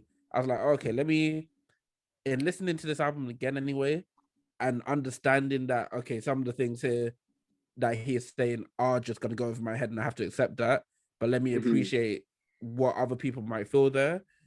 It does have a different ring to it. I will say that. I will also say that I think in my hastiness to go back to playing other music around that time, I did miss out on a lot of quality music that I didn't appreciate at the time. But yeah, I had that time anyway. To answer your question, Paul, it fell out of rotation very fast for me. It fell out of rotation extremely fast. I think I listened to it. I had it in rotation for maybe a week, and then that was it for me. I stopped listening to it altogether. Electronica had some cool verses on there, but overall, it wasn't hitting the mark of what I was hoping for from a Jay Electronica album. Yeah, especially his debut. So that was something that was hitting the mark for me at that time. But what about you, Paul? Yep. Oh man, for me, I liked the project, and I liked what I was hearing, but I was definitely underwhelmed on both sides, both Jay Electronica and Jay-Z. I felt like there was a higher plane that I wanted them to go to. I didn't have the same naturally, I didn't have the same sort of personal resonance with the album as you articulate so poignantly, Daniel, because it's just not my faith. I felt like I did acknowledge at the time when I was listening to it the first time the significance of that though, because it's serious, and that's something Jay Electronica does in all his music. But I think in the years since, we've seen this, right? Like the brazen arrogance and confidence of Jay-Z and Jay Electronica to start your album with Minister Louis Farrakhan speaking is a big deal. It's a big deal. Massive, man. Like we've seen in the past year where Nick Cannon on his own podcast speaking about, his teachings and whilst Minister Louis Farrakhan almost got him, did for a time, losing his job with Viacom. Bro. Right? And so you see that for whatever reason, we can get into that, but that's a different podcast. Like going out and publicly saying, yeah, Minister Louis Farrakhan is someone whose teachings I listen to, I read, I respect. This is controversial. It's a big deal. So the brazen confidence and arrogance of these two men to come out and say, now we're going to have him as the intro, and then he's going to have an interlude on the first song. You know what I'm saying? Like, we're going to make sure that's poignant because that's the message that we have. The same teachings is what we're coming with. And so I always respected that, and I really liked that. But in terms of as a fan of rap and wanting to hear high plane stuff, I did at the time definitely feel a little underwhelmed because, and I say especially from Jay-Z, because we spoke about Jay-Z on our past few podcasts, and Jay-Z in this advent twilight of his career has really decided the only times you're going to hear me rap, you're going to hear me rap to a supreme level. And I was waiting on every single song for what's free level verse. I knew you were going to say that. And so for me, I knew you were going to say that. Because with Jay-Z, there's no wasted energy. You know what I mean? Like, he's not doing this for music. He do you know what I'm saying? Like, he's not doing this just to put music out. He's not doing this to fulfill a contract. Like, if he's doing something, it's because his heart's in it and he means something about it. So I was always waiting for that what's free level verse. It never came, but you got different aspects of it. So as we transition now, so that was March 13th, 2020. Okay. As we sit here on March 7th, 2021, in just one word, I'm gonna ask you each, what are your thoughts on this album? Daniel, I'm gonna start with you. Oh man, one word. You always get short with these. Last week it was 3. What? You just cutting them down. By being concise. I think, man, the first word that literally came to mind for me was Bismillah, and I guess, and what that translates to in the name of Allah, in the name of God. And I think when I ponder on it, the one word for me that describes the album, I would say Bismillah. That was the initial word that came to my mind. And I think the reason why I would say that is because, similar to one of his lyrics, if it come from me and Hove, consider it Quran. If it come from any of those, consider it haram. What? When I heard that one, I was like, brother, you gone clear. I was like, bro, you gone clear. Bro. Still waiting to make that an Instagram caption with one of the man them. Listen, I'm throwing it out here right now. If it come from me, Rahim, and Paul, consider it Quran. If it come from anyone else, consider it haram. Come on, man. That's promo. That's promo. No cap, yo. And for me, the reason why I say Bismillah again is because I think the way in which both Jays just jumped on the track, the way in which they had Minister Louis Farrakhan on there, it was just exuding. It was exuding. It was with the pride of Allah, of God. It was godly stuff. Having Minister Louis Farrakhan on there was godly. Having the rhetoric on there was all godly, and it was all about pushing a positive vibe with things, I believe. Whether it was Jay when he's talking about race and the straightening combs. And I think that went over a lot of people's heads. Like, I think there's so many gems within this album that went over a lot of people's heads. But yeah, I think Bismillah, man, it was in the name of Allah. It was blessed, man. It was, again, like you were saying, Paul, that the album name and the sort of the artwork was in Arabic. The actual track list was all written in Arabic. Like the detail to it, I think, yeah, it was definitely from a place of Islamic love and of a place of remembrance of God. So I say Bismillah, in the name of Allah. Rahim. One word. It's difficult, bro. So difficult. I'm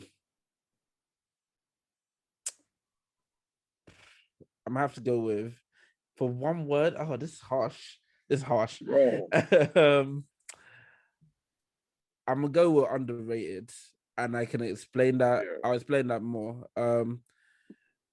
Because the reason I say underrated anyway, that's not for me. That's not me saying that. Oh yeah, I've gone from it dropping out of my rotation super quick to now me thinking that it's one of the best albums of last year. No. That's not where I stand with it at all. But what I will say is that over the last week, in preparation for this episode anyway, just listening to it over and over and over again, there was a lot of things that I just missed out. There's a lot of music, a lot of gems, as you said, that I didn't catch the first time. Even going back to track 10 when we did our awards, I remember, Paul, you put on the board at one point for Hip Hop Song of the Year, All Praise is Due to Allah. And I remember at that time, I could barely even remember the song because, as I said, it was only in my rotation for a little bit. And I remember you saying that the way you felt about that song anyway was crazy, especially after what happened to Kobe. And I remember thinking, oh, okay, maybe I need to listen to this song again, actually listen to it.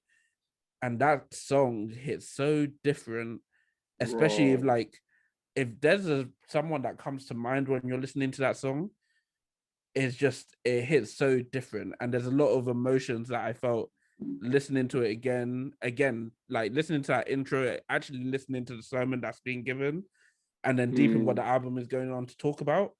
It's like, oh, this is perfect. This actually sums up everything that you're about to talk about. I think the way that it was put together was actually a lot better than people give it credit for, that I gave it credit for. But again, I still think it could have been better. There are still places where I think it lacks, but I think it is underrated as of how people talk about that album today. But Paul, half a word even. Not even a word, half a word. I'm actually half the word. The first 3 letters, man. It's crazy. That's all you got, bro. You know what's crazy is he doesn't know that I really do this for real. Like, the words is my specialty. So half a word, spesh, which stands for special. Listen. You could double team him, triple team him, half court trap. He's just too clutch with it, bro. My goodness. I think this album, and I felt this at the time, and listening back over this past week, and really since actually you mentioned it in reply to our story, Daniel, like going back and listening to this album, there are special qualities of this album which cannot be quantified in where does it rank in albums of the year type vibes, right? Like everything you've articulated, even what you said, Rahim, like that, all praises due to Allah, that song. I mean, first of all, when I saw because it came up as an acronym on Spotify the first time. I looked at it and I was like, and you know when acronyms just naturally translate, you don't even realize what it means. Like, it just naturally translated the first time I read it. Like, I didn't read it as acronym. I read it, all praises due to Allah. Is it? So for me, I didn't read it like that, bro. I was baffed. Like, I only clocked that's what it was maybe a few months after. So I always only read it as API, DT, like that's how I always read it. Which is so literally, like, my brain, it just naturally translated. I was like, okay, that's gonna be some serious stuff. And then that song was playing, and I remember I was in work, and I was just like, this is so different. And then I must have seen maybe later that day on social media, someone, again, one of my hip hop insiders I follow, just being like, yeah, that was a song they recorded the day they found out about Kobe. Like the day he passed away. No way. The day he passed away, they went into the studio and recorded that song. Like that's why Jay's on that hook saying, I got numbers in my phone. Text message. I'll never ring again. I don't see him. No I way. And Rahim, you're actually right. When you're in a state of grieving, that song takes on a different meaning. Like when this album came out, I as a fan, as a lifelong Lakers fan, was still grieving Kobe and Gigi's passing. You know, so like we were still grieving Pop Smoke's passing. Like, so still grieving Nipsey, bro. Still grieving Nipsey. Folks are still grieving Nipsey, man. Hope was still grieving Nipsey. Like, we spoke last week about how much Hope loved Nipsey. So like that takes on a different quality. And like I said, there are just aspects of this album which you listen to them, and now especially listening to it a year removed, having had all the commentary, all the back and forth, and just having it being laid out there, right? You do sort of, there are just things that I'm just like, yo, this is special. Like one of the things I was realizing this week, the song Universal Soldier, is the song that starts off with the skit about, you know, the bomb being dropped on Hiroshima. Yeah. And I was literally driving in my car as I was listening to it, and the beat drops, and I realized, yo, the beat that drops sounds like a bomb dropping. Like there is something special about appreciating the aesthetic of that, you know what I'm saying? And I think that was important. And one of the things that, you know, as you were talking earlier, Rahim, you said like this is a Jay Electronica album, so it felt weird having Jay-Z on every single song, right? Does your opinion on that change if I let you know that Jay Electronica produced 70% of this album? It changes a little bit, but not too much, because it changes a bit. I respect that a whole lot, actually. I really do respect that. When artists have that many bags to them, that many different hats that they can put on, is crazy. But also in saying that, it doesn't change a whole lot, because I came in wanting to hear why Jay Electronica was rapper's favorite rapper. You feel me? I came in wanting to hear bars. I came in wanting you to make this album just your own and prove why you're one of the best to do it. And I didn't feel like he necessarily hit that mark, but that definitely is that's something that I never knew, and definitely adds a new level to this. It's interesting. I didn't even know that he was produced like that. Do you feel like he didn't hit that mark? Sorry for coming in. Do you feel like he didn't hit that mark because you didn't understand the rhetoric of some of his commentary, or that he just didn't hit it overall in terms of his lyricism? Like it wasn't an Exhibit C type.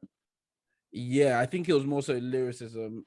Not even that he wasn't hitting the mark of, oh, this is elite lyricism, because he might have been. He really might have been. But there's that psychological thing, right?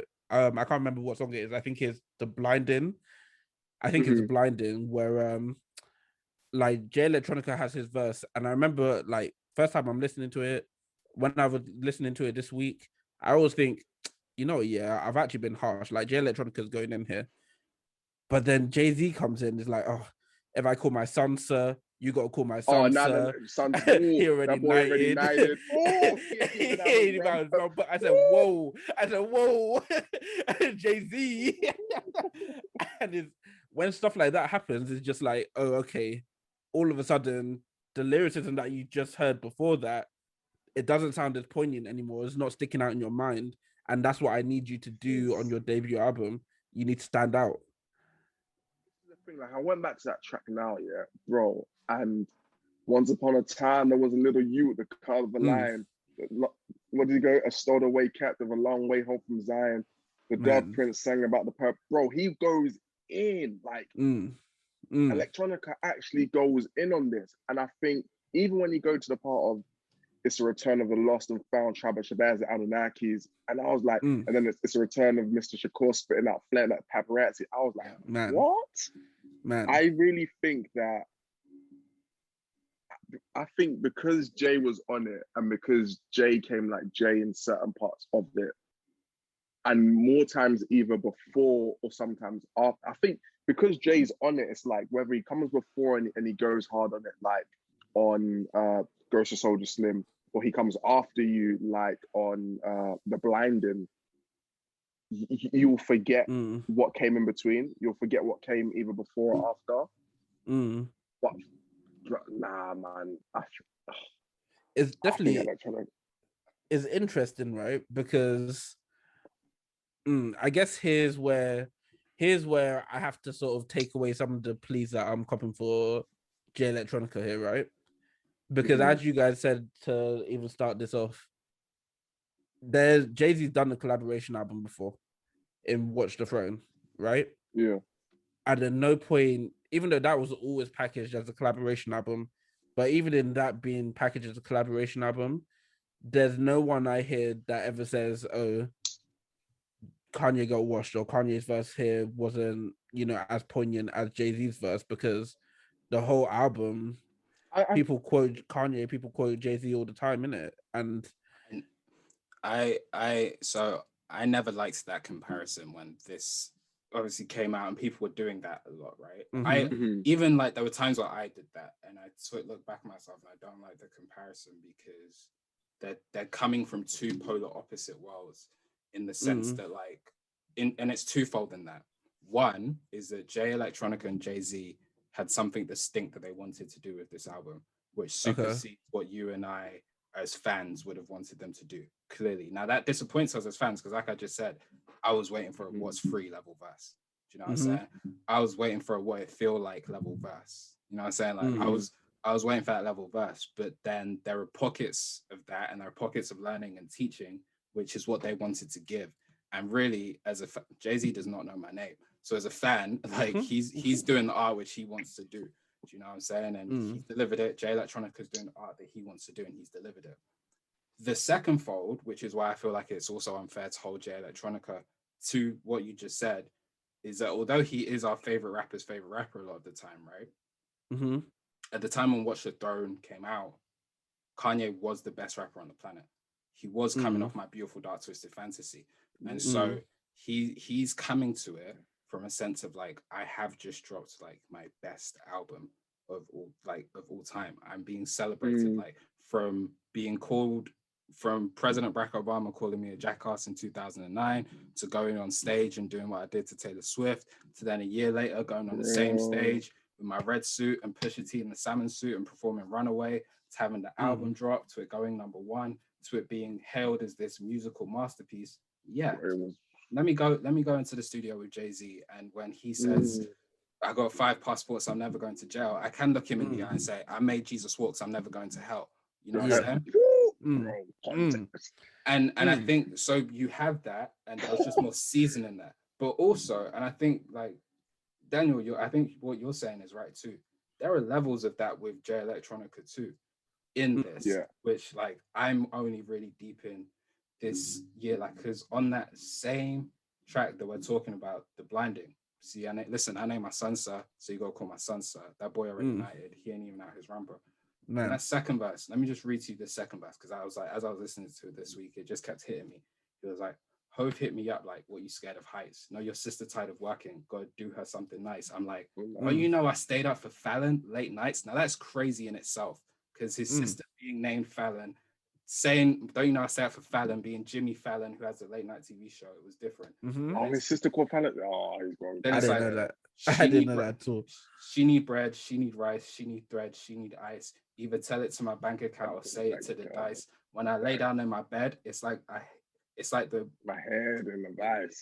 It's like my head in a vice. When I look inside the mirror, all I see is flaws. When I look inside the mirror, all I see is Mars. In the wee hours of the night, trying to squeeze out bars. Bismillah, just so y'all can come and pick me apart. Man. And think about what we then did. Like, we heard that, and we still just sat there and just like, nah, but you could have gone harder. Nah, but I needed something more. Oh man, that's man. Like, I even think like, and then like I was saying, like my mind as I've been listening to this album this week going there, like even the hook, blinded by the light. Like we as fans even are so blinded by this facade of art that we put up that we are missing so much of what's being said. You know what I'm saying? Like, I think again, I don't necessarily disagree with you, because like I said, I made the same points at the exact same time when this album came out. I was like, yeah, but Kanye is not the level of rapper that Jay Electronica is said to be. So why does it feel like this is a Jay-Z app? But at the same time, it's like, yo, that's the art that they wanted to produce. And they are more than comfortable in this art. And so when you sit back and you just remove yourself from that and then just listen to it, like, okay, these two men have a story to tell. There are messages they want to get across. How well do they get those messages across? I think we have a different conversation about the album. Daniel, I think that's the. Go ahead. Oh, sorry. What were you gonna say? I was just gonna say I want to throw it to you for a second and see if you can try and talk on why this album is deeper than Who Beat Who. I think for me, it's again what I spoke about earlier on in terms of you heard Islam on an album and it sounded sick. Like you saw the fusion and the mirage of religion and hip hop in a way that for me I've never really seen on such a level before. Like, yeah, we've had artists who have ride with the mob, alhamdulillah. We've had those bars before. We've had mashallah, Nicki Minaj said, like, we've had rappers just throw it out there before. We had even Busta Rhymes on A-Rap Money, with the declaration of faith on the chorus, but we've never had it really on a body of work like this. And although again, there's been artists such as Yassine Bey who has always introduced a body of work with Bismillah, I think what Jay Electronica did with Jay-Z as well was he just took it to an extra level of fusing faith, and a faith, especially in America, let alone around the world, that if you are a Muslim and if you are Black, that's just an intersection that many people don't even want to walk down. Like being Black and then also being Muslim, that's an intersection that many people don't even want to walk down. And like you said, Paul, having Minister Louis Farrakhan on that opening, it's like, yo, we really making a statement here. And we're going to be unapologetic about it. Like, I remember listening to Shannon Sharp a few weeks ago talking about Tom Brady with the MAGA hat, MAGA cap in his jaw. And he was like, yo, if LeBron said that he was on the phone to Minister Farrakhan, or LeBron had an NOA, an NOI, or a Fruit of Islam cap in his locker room, he would have been slated for that. Like, he probably wouldn't have survived from that type of thing. And I think it's one of those moves that they've made to really put Islamic rhetorics in a way that is cool, in a way that people who are maybe reverts like myself, because again, a lot of people change their faith to Islam, and many, especially in America, from the African American community where hip hop is a big part of their lifestyle, it gives them a way of feeling connected and really feeling at one with not just Allah the creator, but also a medium that brings a sense of sometimes serenity, sometimes peace, and just all-round comfort. So I think for me, that's the way I would answer the question, man. Like, and that's how I found it. That's the way I was able to digest it. I was like, damn, like, again, I'm hearing him saying Bismillah, like I'm hearing him on, and just even other rhetorics that take me back to like being Christian. Like, he's so versatile with the rhetorics that he puts onto it. It's like, it just makes me feel so nostalgic. And it's similar to what he did on How Great with the Our Father rhetoric as well.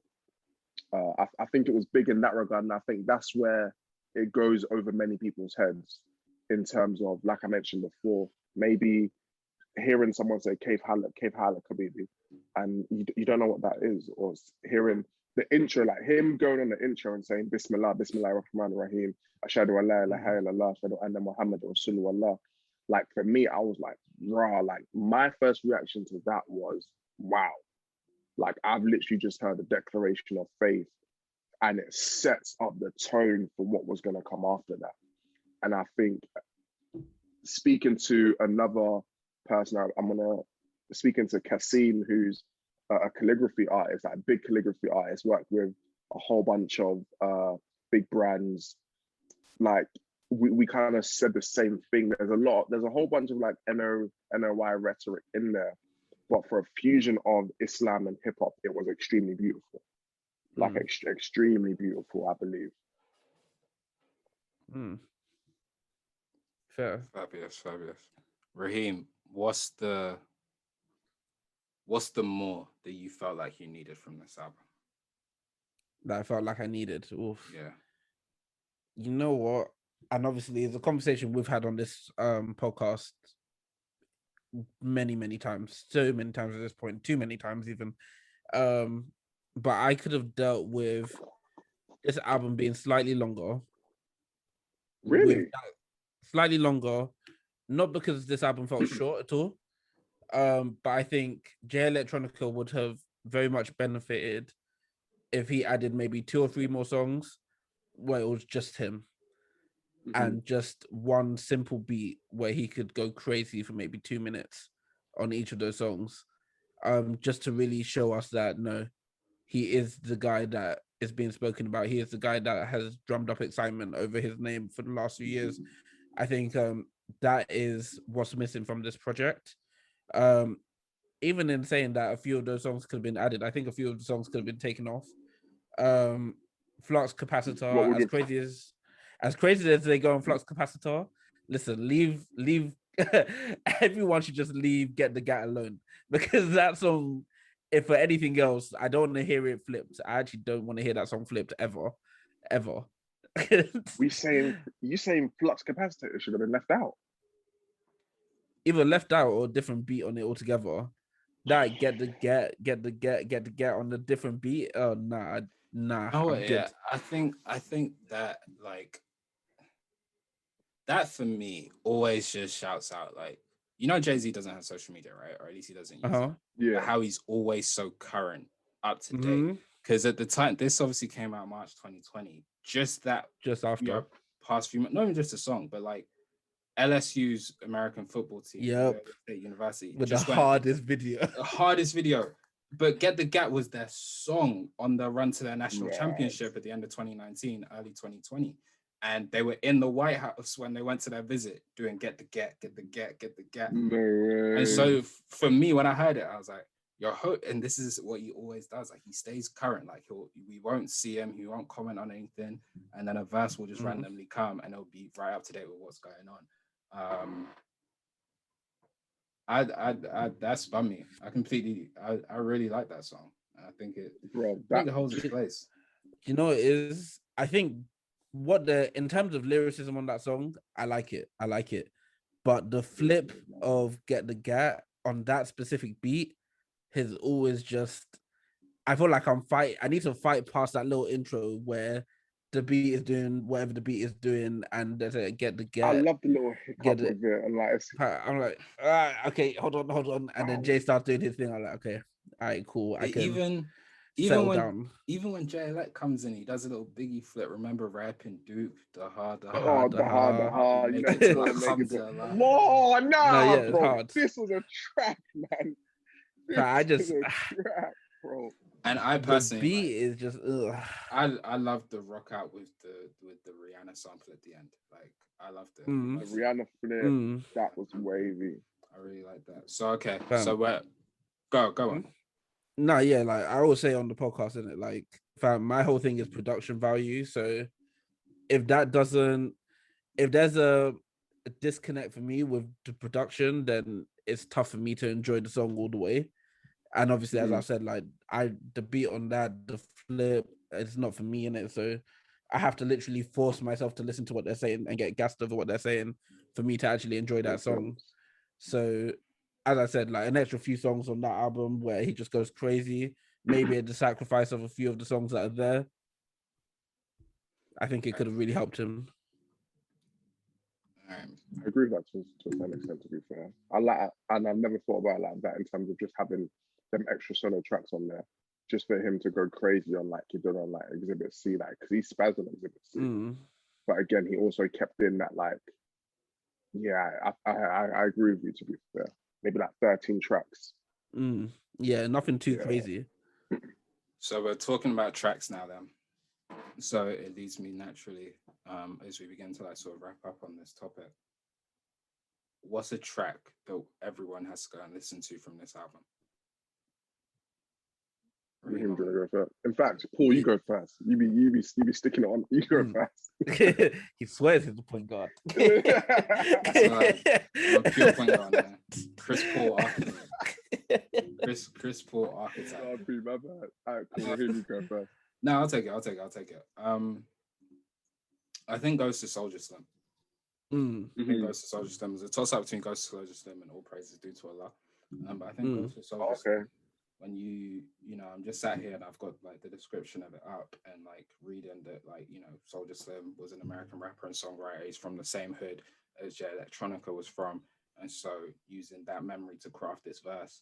And then when you just talk about some of the things they were saying, like, I loved how Hove said, drop you off in the rival hood, you'd rather be arrested. You didn't have no straps, you couldn't wear your necklace. But niggas hand around your throat, that's a choker reference. That's a choker reference. Man. Thought that was crazy. And then Daniel, like you said earlier in the podcast, if it come from me and Hove, consider it Karam. If it come from those, consider it Haram. Consider it Haram. Like, the minaret that Jigga brought me on. Yeah. And Down to the Rock was crafted so beautifully. Consider this a done. Like, fam. Jay Electronica said, "You got it, I got it." Yo, maybe have to blast this. I said, "Woo!" Even just like something again, like, and I bet you a Rothschild, I get a bang for my dollar, considering that he's married to one of the Rothschilds. Like that, following that up with "I put on for my nation like I'm King T'Challa." King T'Challa with the album. The album being so Nation of Islam, like he's putting on for his name. I thought, I think it was a lyrical exercise, which definitely I underappreciated at the time, because I was still just thrown. I was sat there thrown up. Why did you let Jay-Z start? But actually, when you get past that a year later, and you know that that's happening, and you can just like sit down and listen to the song, there's so many gems. The wordplay is ridiculous. Like there's real rapping talent on this to a very high level, which I really appreciate. Yeah. Rahim, over to you. Man, you saw my answer there, but I think tied with it has to be all praises due to Allah. Like I said, obviously track 10, when you put me on to the fact that obviously this was around the time of Kobe and all that. Rest in peace, Kobe and Gigi and everyone else on the helicopter. But no, when you put me onto that, I remember at the time I listened to it again, and it was just that the fact that I literally flashed back to a moment, not to get too deep or anything, but a few years ago I lost someone, and obviously I was following them on Instagram, as you do, follow them on Instagram, you have their number and everything, and I remember literally beginning of this year, I just decided, cool, let me do an Instagram cleanse, because there's a bunch of accounts that I'm following that there's no need for me to be following. Like, why am I following this page with cats on it? It doesn't make sense to me. So I was just scrolling through, I'm following. And obviously I see his name and I'm like, oh, I can't unfollow this page, even though, it is what it is. Like, it just does not feel right to unfollow that page. And listening to All Praise Due to Allah again over this week, every time I listen to it, I'm taken back to that exact moment where I'm like, man, I have numbers in my phone that I'll never call again. And it's like, just the weight of that, it just hits so different. And it's so simple. It's not even, they don't do anything crazy on this. It's like, I said it last week about, I can't even remember who I said it for, but it was such a poignant analogy.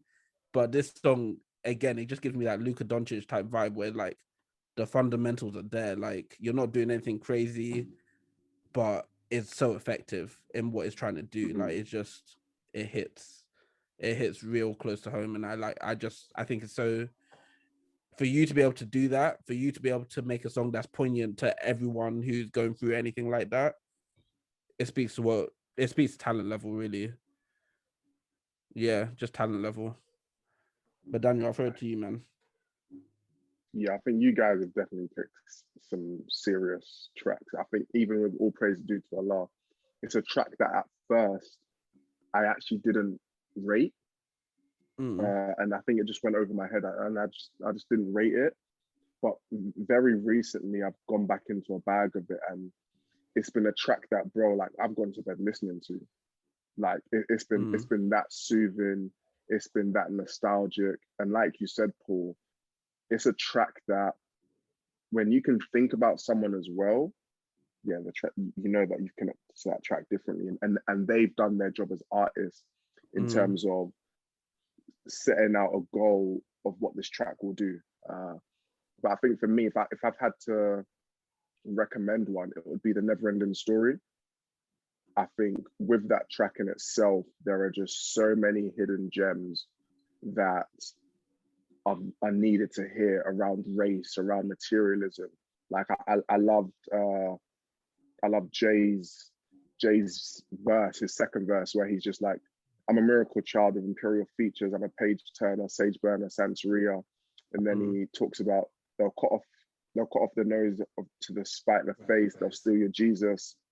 I can't tell Hattie why that blue-eyed version is make-believe stuff. And just like the rhetoric in this, they both had straightening combs, and little do they know I hold the heat necks, like that bar there. And then neither tool can be used to fix our defects.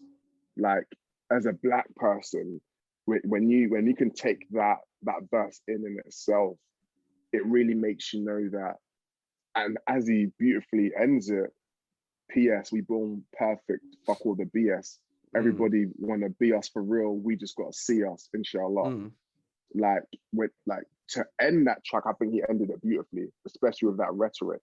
And then with what Jay Elect does on the beginning, with just like the fatwa had issued on Shaitan is delivered plainly as the day of Qiyamah. To the believers, I bring you tidings of joy. But if you want beef, I'll fillet.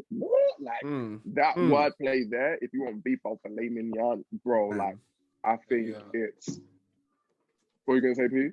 I just step in because we're talking about wordplay, right? Like, and so a book I was reading by Michael Eric Dyson called Jay-Z Made in America made the point that Jay-Z is like the most underrated rapper of all time, because when you've perfected the skill, that we can never truly appreciate you, right?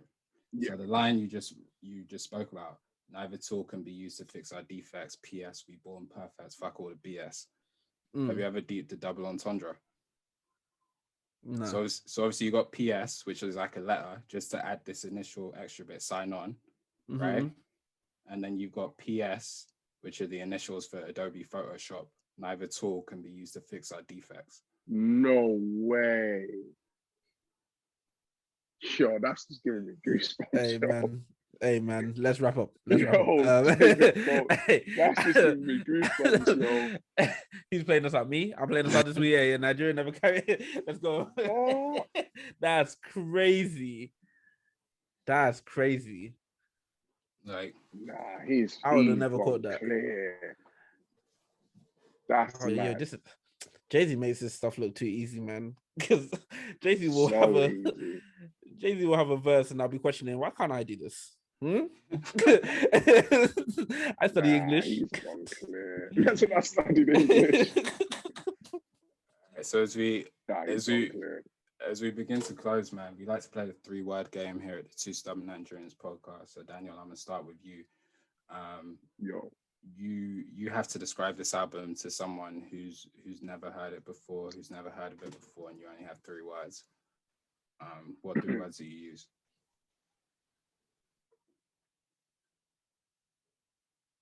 I think empowerment is one of them.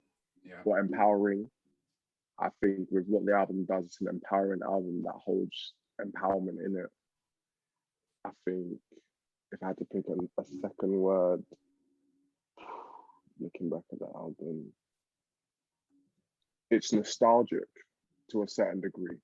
And especially when you think about all praise is due to Allah, especially when you think about the intro, when they talk about the bombs of Hiroshima and other things as well, and the rhetoric that goes in and out of it, it can take you to a place. It can make you think about something. So it's nostalgic. So it's an empowering, nostalgic. And I think my last word to probably seal it up would be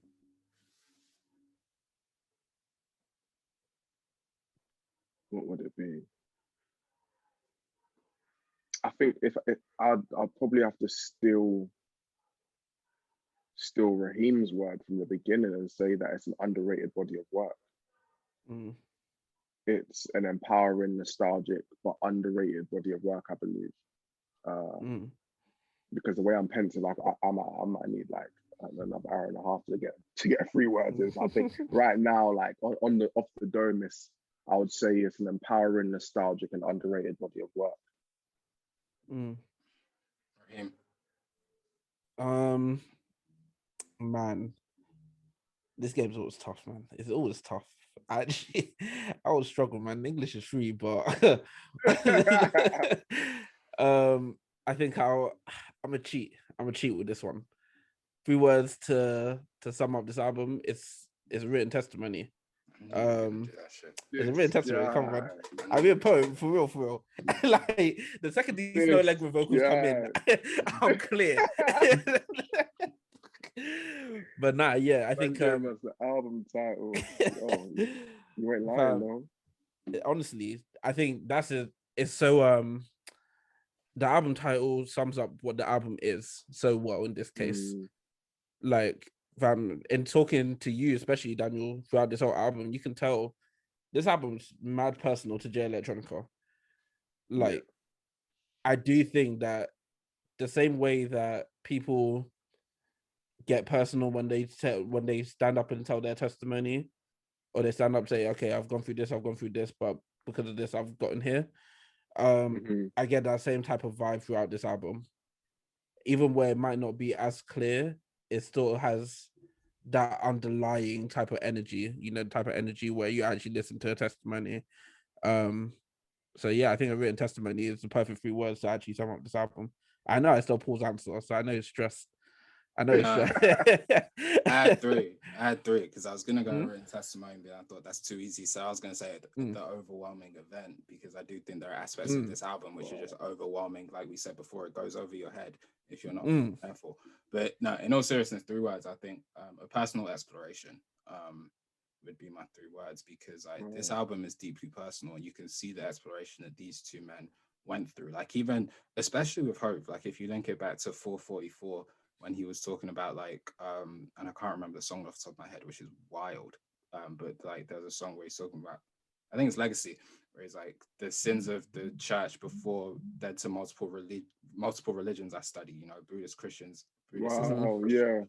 And then you're seeing him, like you said, explore a different religion in this project, and even like and then you even just add that into the, at the same time that they're doing this, Kanye's doing what he's doing with, the Sunday service, and that album coming out relatively in a similar time. So you're just seeing these men explore their faiths. And I think, it's deeply personal. Like, I've got the lyrics, all praises due to Allah, up in front of me now. I'm just thinking back to like Jay Electronica starts off with like, eyes fiery, cried tears to my diary. Sometimes it's any bar, can't help to fight back the anxiety. Like, it just the personal. He's been through things like I think that's perfect for the personal exploration. Like that bar there, sometimes as any bar can help you fight back the anxiety. No, you can feel that. You can feel that he's gone through that to put that pen to paper to write that. Wow. It's serious, man. This is, like we said, it's an album which, when it came out, it divided opinion. It was controversial, but I think there are messages here. As we've tried to explore with you, there are so many things that go deeper than who beat who in a song. There are so many things that this album talks about that it teaches you that go deeper than this instrument was used here, and they could have added a choir here, or they could have added a beat here, or maybe they should have added an ad-lib here. But I mean, they could have used a choir, because can you imagine a choir on something? A choir makes anything better, every song better. Yeah, that's true. Like, man says goes to the overwhelming event with a choir in the back. Jesus. It would be crazy, bro. Choirs are powerful, man. Macklemore, there's one track that Macklemore had a choir on. I wanna fly, can you, bro? Oh my god! See when the choir comes on that one? Oh my god! I still really love Nick Jonas doing his thing with the choir on this track. Like, listen, hey man. A written testimony by Jay Electronica featuring Jay-Z, of course. We highly recommend it. You've probably listened to it. Go back out and listen to it again on this. It's 1 year anniversary. see if there's anything that speaks to you. As we close off this segment, here's just a little bit of all praises due to Allah. Sumi, I'm rooting for everybody that's black. My soul. Sumi, I'm rooting for everybody that's black. And now I know. Sumi, I'm rooting for everybody that's in black. my soul. I ain't gonna know. I need you to know. You know, this is the segment of the podcast where we just like to shine a light on the greatness that black people continue to exude throughout this world in all that they do. And we like to shine a light on some black businesses, black creatives, black people just doing some phenomenal, inspirational, and quite frankly, inspiring work. We've used this segment in the past to shout out Daniel for what he's done. We've used this segment in the past to shout out Marcus Rashford for what he's done. We've used this segment in the past to shout out my girl over at Davis Candles for what she's done and what she's continuing to do. And today is no different. We're going to continue in that vein.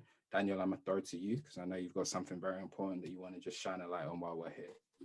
Yeah, man. The company that I'll be shouting out for this episode is a company called the African Women's Collective. And they're a company that I've just recently come into contact with. And they work with women's cooperatives over in the Motherland to bring the best hair and care ingredients handcrafted by them.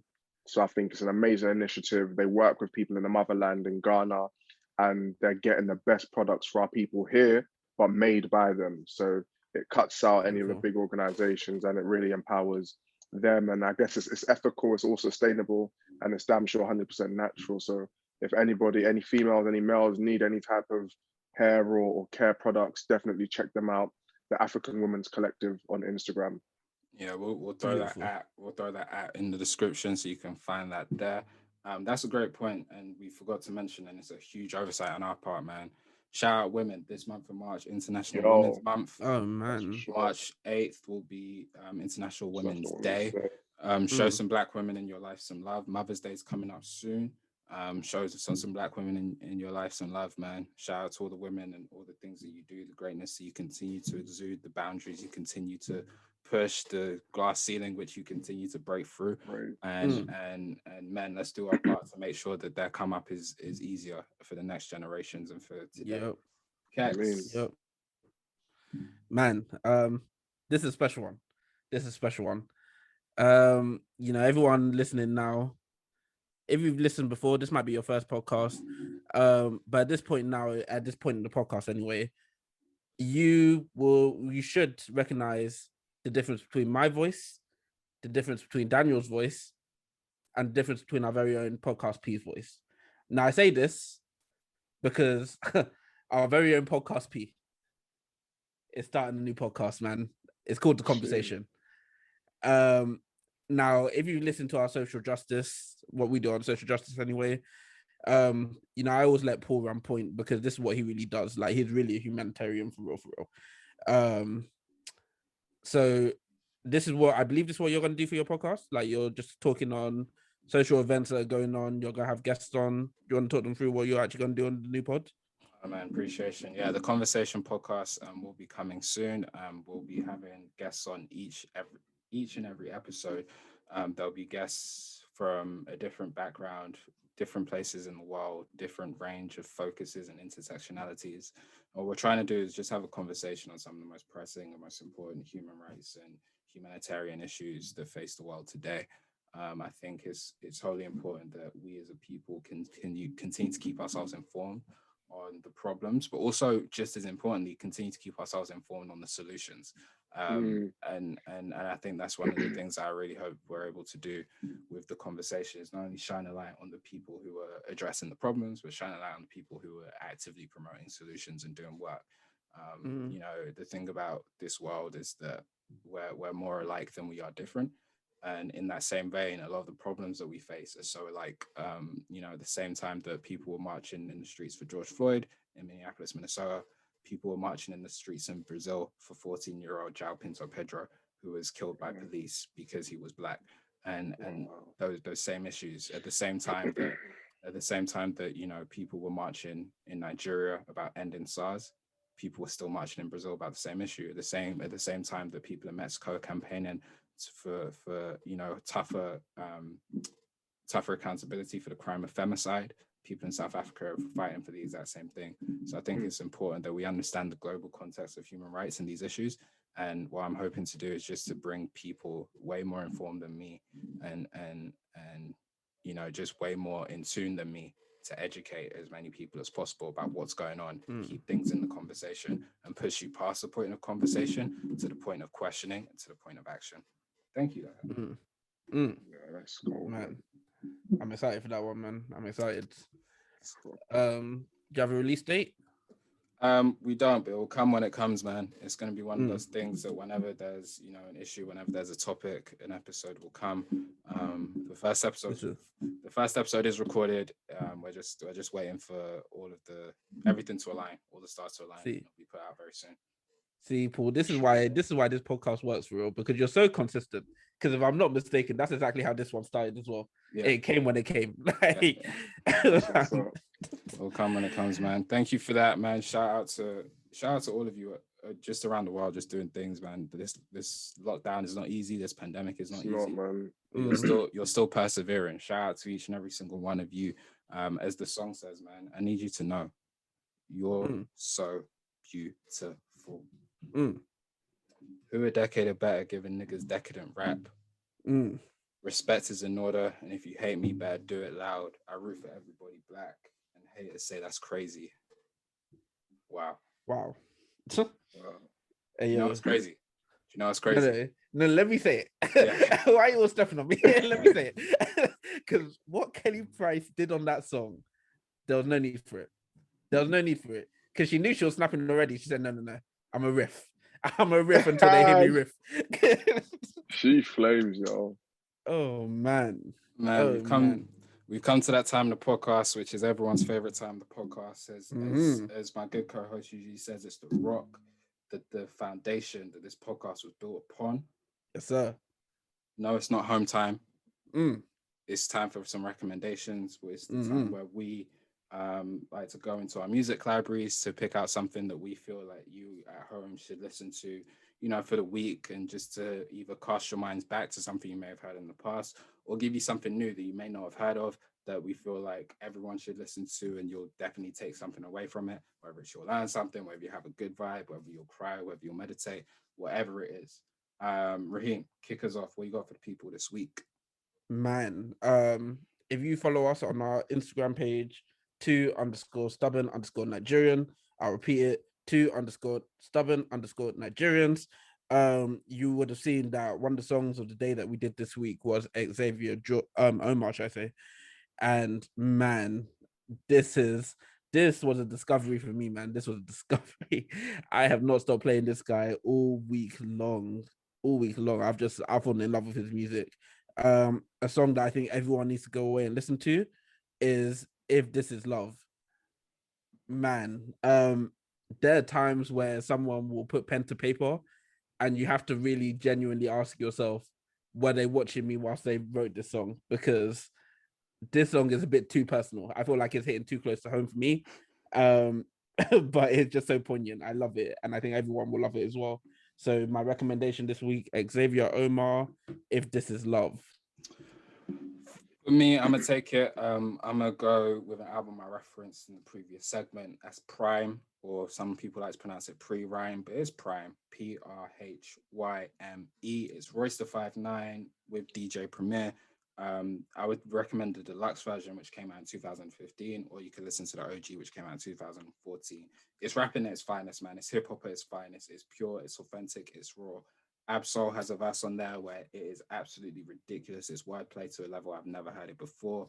Rest in peace, Mac Miller. He's also on that same song where he just, I mean, it's Mac Miller, man. What do you expect? I mentioned it because Jay Electronica has a verse on the song called To Me, To You. If this podcast has inspired you to want to listen to some more Jay Electronica, it is hard to come by, but you can find this is a verse you can listen to, and he goes crazy. Wishing with Common, Wishing Part 2 with Black Thought.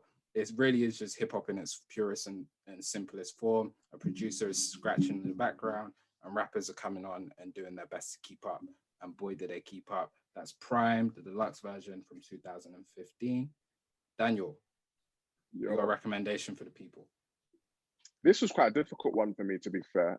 Even to this point right here, where I'm looking at a few tracks that I had that I wanted to recommend, and it's something that I'm still toiling with. But I think just to show some versatility, I'm gonna recommend the King Sam Cooke with Chain Gang. And I think it's one of those tracks that Sam Cooke is like the godfather, father of all of this, especially with the soul, especially with the R&B. And I think I'm recommending that off of watching the movie, which I also recommend you guys. I think, I'm recommending this off the back of watching the amazing depiction of a movie called One Night in Miami, where it's the night that Muhammad Ali becomes world heavyweight champion, and he meets up with Malcolm X, Jim Brown, Sam Cooke himself, and also, who's the other one? Muhammad Ali, Malcolm X, Sam Cooke, and Jim Brown, those four. Yeah. And it's an amazing depiction. I'd advise anyone to see it. I believe it's Regina King's debut movie that she's directed. And there's a story that's narrated in it of him performing this song. And for me, afterwards, I went back to the song, and I think it's a song that's so touching. And just Sam and his catalogue of music, he's so versatile. So I think I'd recommend Sam Cooke, Chain Gang, and then you can go through the bag of the classics that he created for us to listen to alongside A Change Is Gonna Come. I feel like I should change my pick because now I want to start some Al Green. Like all of a sudden, I feel like, man, that's beautiful, man. Thank you for that. So yeah, those are your recommendations for the week.